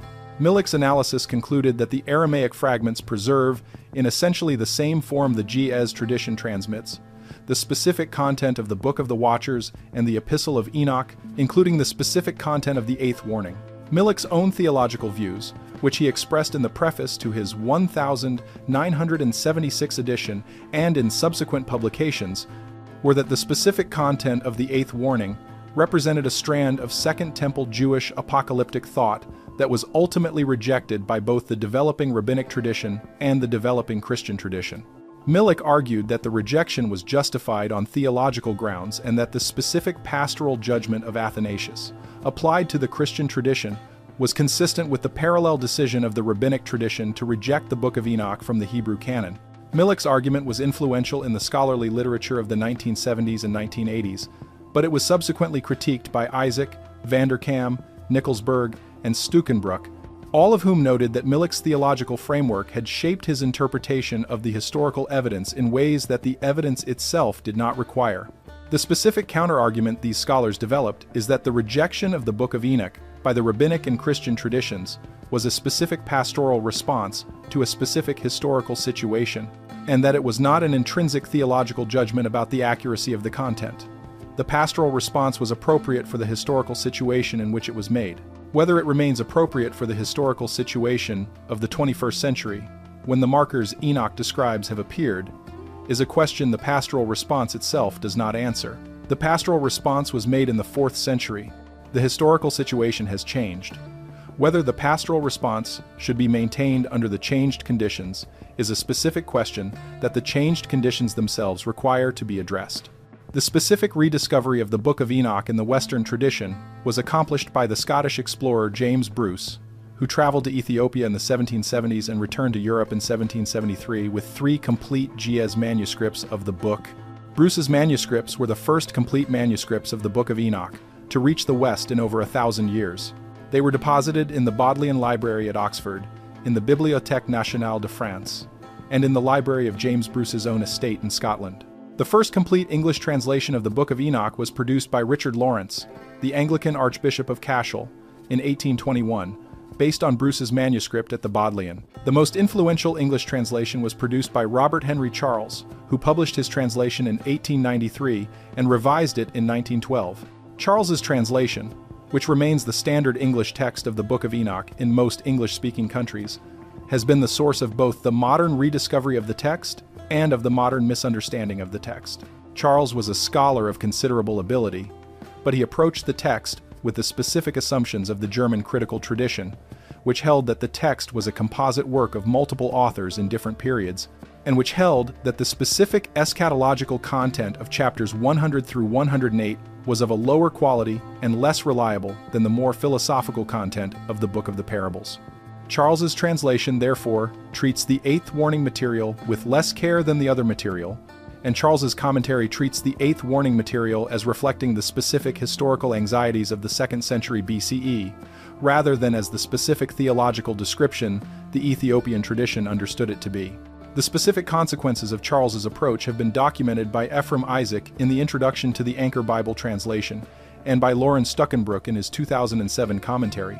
Both scholars note that Charles's translation, which has been the source of the modern Western engagement with the Book of Enoch, systematically underrepresents the specific content of the eighth warning in ways that have affected the modern Western understanding of what the Book of Enoch is about. Isaac's own translation, published in 1983, was specifically undertaken to correct this asymmetry, and Isaac's translation restores the specific content of the eighth warning to the prominence the Ge'ez tradition gives it. The specific implications of this restoration are still being worked out in the scholarly literature. Isaac's translation was received with some resistance when it was first published, precisely because it presented the eighth warning material in a form that was substantially different from what the Charles translation had presented.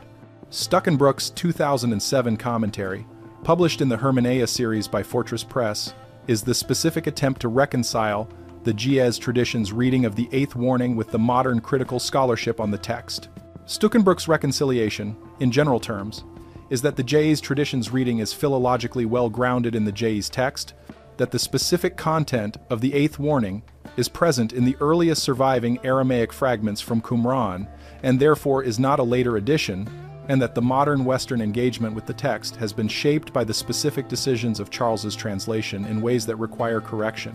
The specific correction that Stuckenbrook's commentary calls for is the recognition that the eighth warning is not marginal material within the Book of Enoch but central material. The specific content that Athanasius identified as pastorally problematic in 367 is the specific content that the Ge'ez tradition has consistently identified as the central concern of the book. The removal of this material from the Western canon was not the removal of a marginal appendix. It was the removal of the specific content that the text itself identifies as its central purpose. This is why the Ethiopian tradition has held the Book of Enoch as scripture with such consistency. The tradition understood, and continues to understand, that the specific content of the eighth warning is not marginal to the book. It is the reason the book was written and the reason the book was preserved. The Book of Enoch is the specific text that describes the sealing of the great transgression and the specific practices by which the perceptual capacity required to see the pattern of the first 7 warnings can be preserved through the 7th warning period. The removal of the specific content from the Western canon was the removal of this central purpose. The preservation of the specific content in the Ethiopian canon was the preservation of the central purpose. The specific question that the present emergence of the technological markers Enoch describes raises for the Western Christian community is whether the specific content that was removed in the 4th century should be restored to the Western canon, or whether the pastoral reasoning that was applied by Athanasius in 367 still applies. The specific pastoral reasoning was that the population of the Western Christian Church was not prepared to sustain the practice that the 8th warning requires, and that the removal of the specific content was necessary to prevent the population from being required to sustain a practice it was not prepared to sustain. The specific counter-argument, developed in the Ethiopian tradition, is that the practice can be developed, and that the practice must be developed when the markers of the 7th warning period have appeared. The Ethiopian tradition holds that the removal of the specific content was appropriate for the period in which the markers had not appeared, but that the removal ceases to be appropriate at the point at which the markers have appeared. Once the markers have appeared, the population is confronting the conditions the 8th warning describes, and the specific content of the 8th warning is what would enable the population to respond appropriately. The Ethiopian tradition's specific position, as articulated by Abune Matthias I in the September 2023 statement, is that the markers have appeared. The response, in the Ethiopian tradition, has been the intensification of the specific practices we have described. The question the Ethiopian tradition raises for the Western Christian community is whether the response should be extended beyond the Ethiopian community and whether the specific content of the Book of Enoch should be restored to the Western canon so that the extension can be undertaken. The specific answer to this question is not the concern of this video. The concern of this video is to document what the Book of Enoch actually says in the Ge'ez tradition that has preserved it, and to document what the specific historical actions were by which the content was made unavailable to the Western Christian community for the past 1600 years. Both have now been documented. What the specific implications are for individual practice and individual response is a question that individuals must answer for themselves, and it is a question that the specific institutional response of the Ethiopian tradition has developed over 17 centuries of experience with the text. We have now examined all 8 warnings the Book of Enoch gives about the final years. Before this video ends, it is worth stepping back and restating the sequence in its entirety, in the order Enoch wrote it, with the specific mechanism of each warning and the specific historical marker by which each warning can be recognized in the observable present. The first warning is the deception of speech. Enoch describes it in chapter 94, verse 5. The specific mechanism is the collapse of the correspondence between what is spoken and what is meant, so that words are produced without reference to what the speaker knows, and received without reference to what the listener understands. The specific historical marker is the aggregate reduction in the semantic content of public discourse, documented in the peer-reviewed literature by Steven Pinker in Language in 2018, and the aggregate divergence between human speech patterns and language model output patterns, documented in Nature Communications in 2021. The second warning is the concentration of wealth. Enoch describes it in chapters 94 and 96 and 97. The specific mechanism is the alteration of the measure and the weight, meaning the manipulation of the standards of measurement themselves so that transactions that appear to be fair under the stated standards are in fact extractive under the altered standards. The specific historical marker is the aggregate 96% reduction in the purchasing power of the US dollar since 1913, the corresponding expansion of the central bank balance sheets across all major reserve currencies since 2008, and the aggregate concentration of wealth in the top 1% of households in the industrialized economies, documented in the Federal Reserve Survey of Consumer Finances. The third warning is the corruption of the courts. Enoch describes it in chapters 98 and 99. The specific mechanism is the conversion of the judicial function from the adjudication of disputes to the legitimation of outcomes that have already been determined by other means, with the courts continuing to operate structurally while ceasing to function functionally. The specific historical marker is the aggregate 40% decline in the predictive power of stated legal grounds in U.S. federal court opinions from 1990 to 2015, documented in the Journal of Legal Studies in 2018. The fourth warning is the flight from the natural order. Enoch describes it in chapters 99 and 100. The specific mechanism is the systematic abandonment of the categorical distinctions that had constituted the arrangement of the age at the level of the individual, the family, and the state. The specific historical marker is the aggregate sub-replacement fertility rate across all industrialized societies simultaneously, documented in the CDC's National Vital Statistics System, the Eurostat demographic reports, and the equivalent national statistical services in Japan, South Korea, and China. The fifth warning is the desolation of the fields. Enoch describes it in chapter 100, verse 11, and in chapter 101. The specific mechanism is the withdrawal of the environmental support system on which the agricultural base of the civilization depends, propagating outward from the accumulated consequence of the abandonment described in the fourth warning. The specific historical markers are the aggregate topsoil depletion rate exceeding the natural regeneration rate by a factor of 10 to 1, documented in the FAO's State of Food Security and Nutrition Report for 2023, the aggregate 50% decline in global fish biomass since 1970, documented in the Global Ocean Health Index, and the aggregate 42% decline in soil microbial biomass in intensively farmed regions over the past 30 years, documented in Nature Sustainability in 2021. The sixth warning is the multiplication of false witnesses. Enoch describes it in chapters 96 and 104. The specific mechanism is the production of institutional testimony that confirms the pattern of the first 5 warnings is not occurring, generated by the same institutional apparatus that would be responsible for reporting the pattern if it were occurring. The specific historical marker is the aggregate divergence between institutional reporting and empirical reality across the domains of language, wealth, law, categorical distinction, and environmental condition. The seventh warning is the darkening of the light. Enoch describes it in chapters 102 and 104. The specific mechanism is the degradation of the perceptual capacity by which the population would recognize the pattern of the first 6 warnings as a pattern, so that the pattern becomes the invisible background of ordinary experience, rather than an identifiable object of attention. The specific historical marker is the aggregate 57% narrowing of attentional range in the surveyed population from 2007 to 2022, documented in Nature Neuroscience in 2022. The 8th warning is the sealing of the great transgression. Enoch describes it in chapter 100 verses 4 through 9, in chapter 108, and in the expanded material at chapter 65 verses 6 through 11 that the Jez tradition preserves as supplementary to the 8th warning. The specific mechanism is the closure of the composition of the categories against further modification at the specific moment when the pattern of the first 7 warnings has produced its full consequence in the population subject to it. The specific historical markers are the emergence of the 4 technological categories Zara Yacob identified in the 14th century, all 4 of which have now appeared.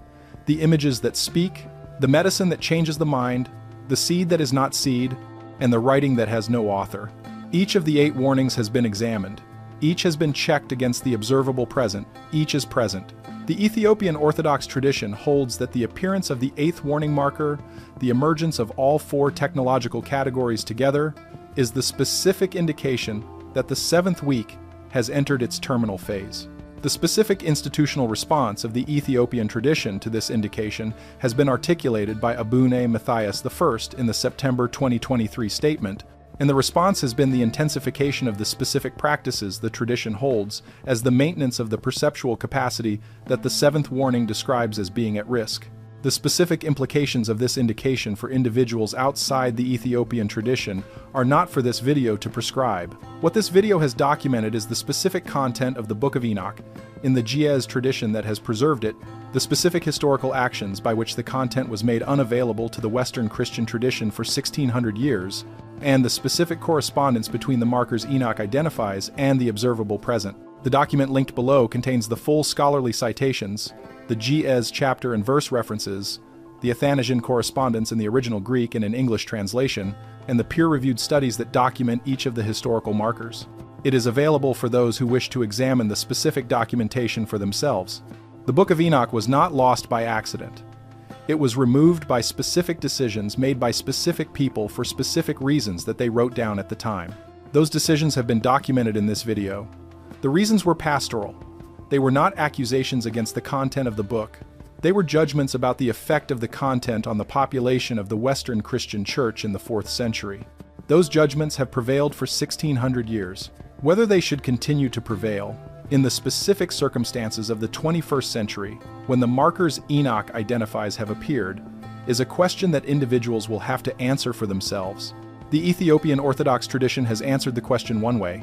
The Ethiopian tradition has held that the specific content of the 8th warning is central to the Christian understanding of the final period, and that the specific practices the tradition has developed are necessary to the maintenance of the perceptual capacity required to see the pattern the 8th warning describes.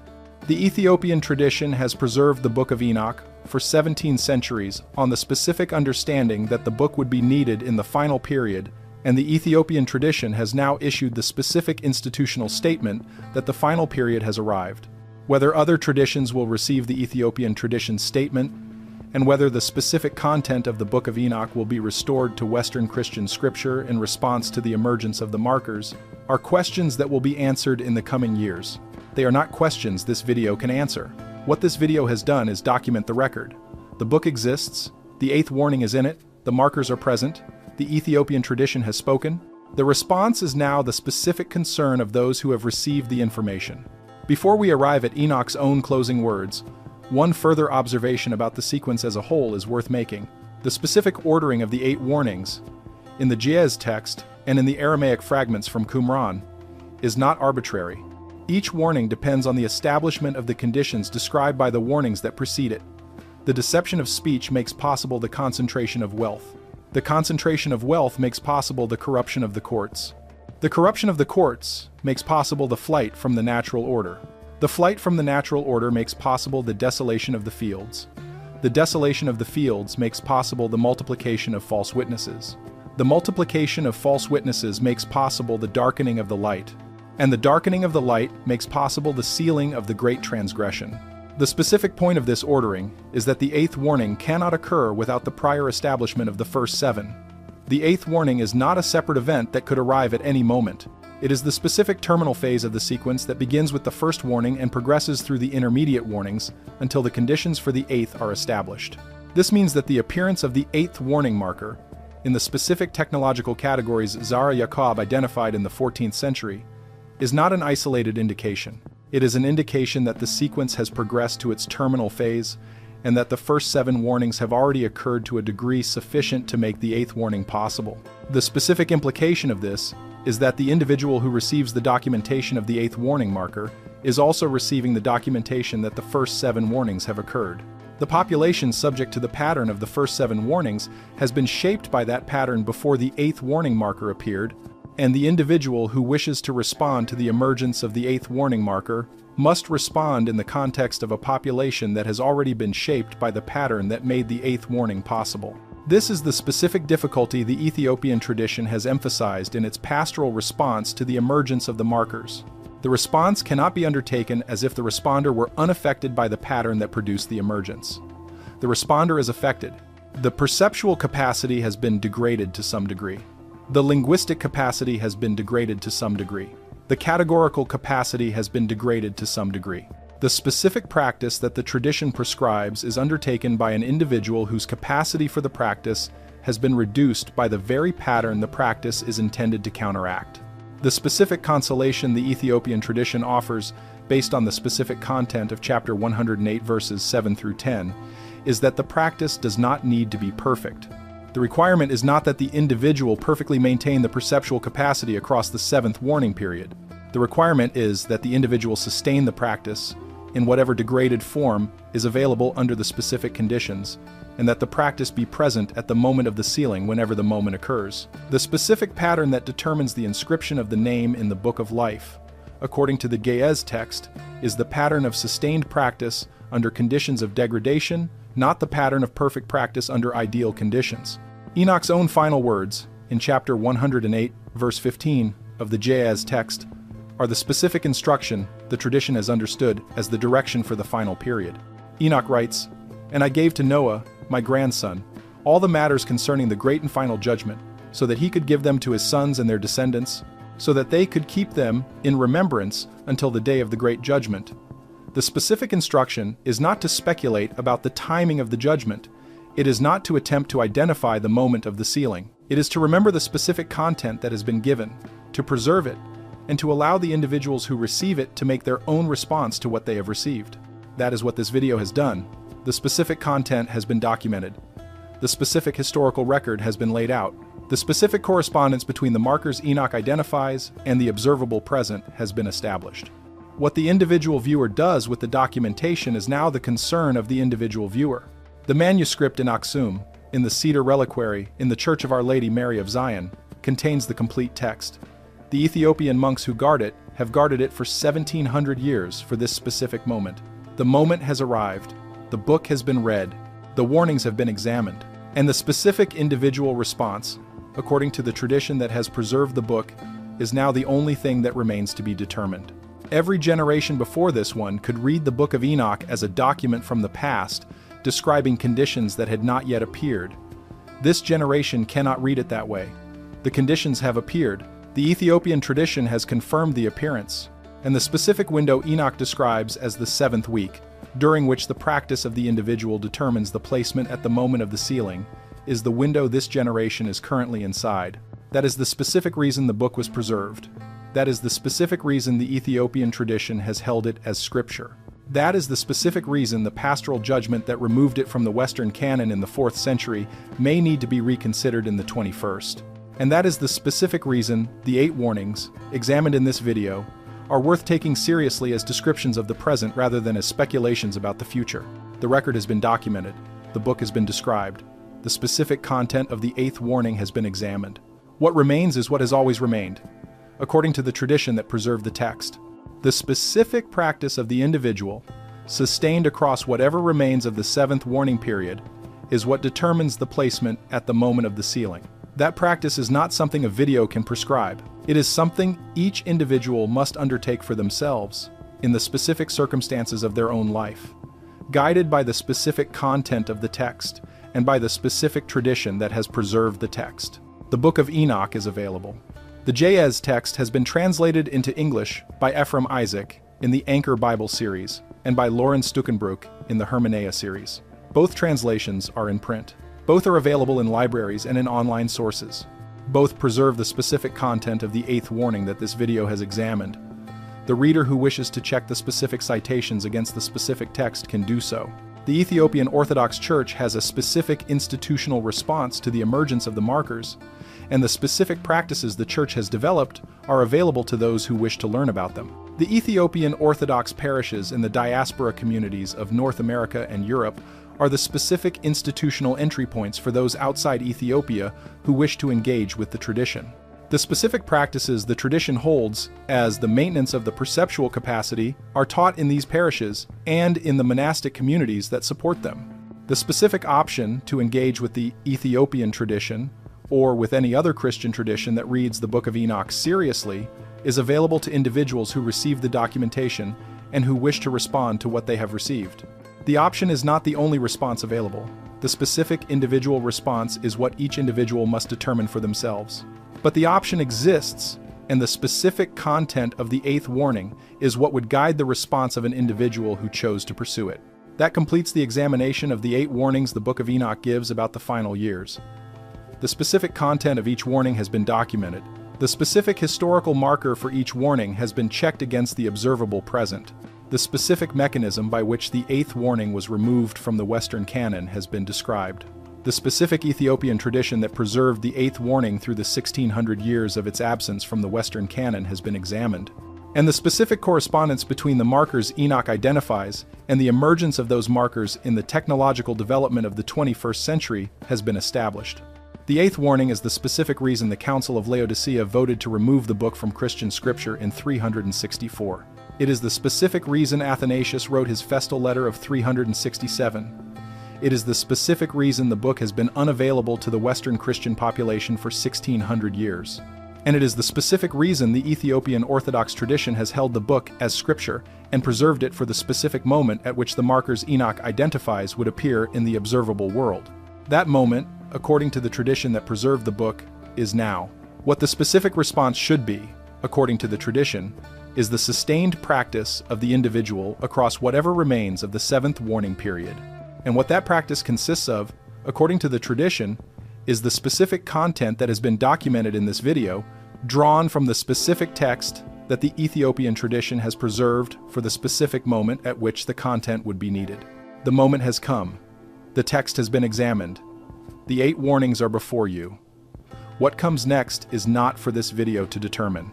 It is for the individual viewer to determine, in the specific circumstances of their own life, guided by whatever tradition they choose to consult and by whatever specific practice they choose to undertake. The specific responsibility rests, as Enoch himself said in the closing of the book, with the individual, and the specific tradition can only support the individual in that responsibility. Enoch wrote for this generation. The Ethiopian tradition preserved the text for this generation. The 8th warning describes the conditions of this generation, and the specific response that will determine the placement of each individual at the moment of the sealing is the response that each individual in this generation will make. That is the entire teaching.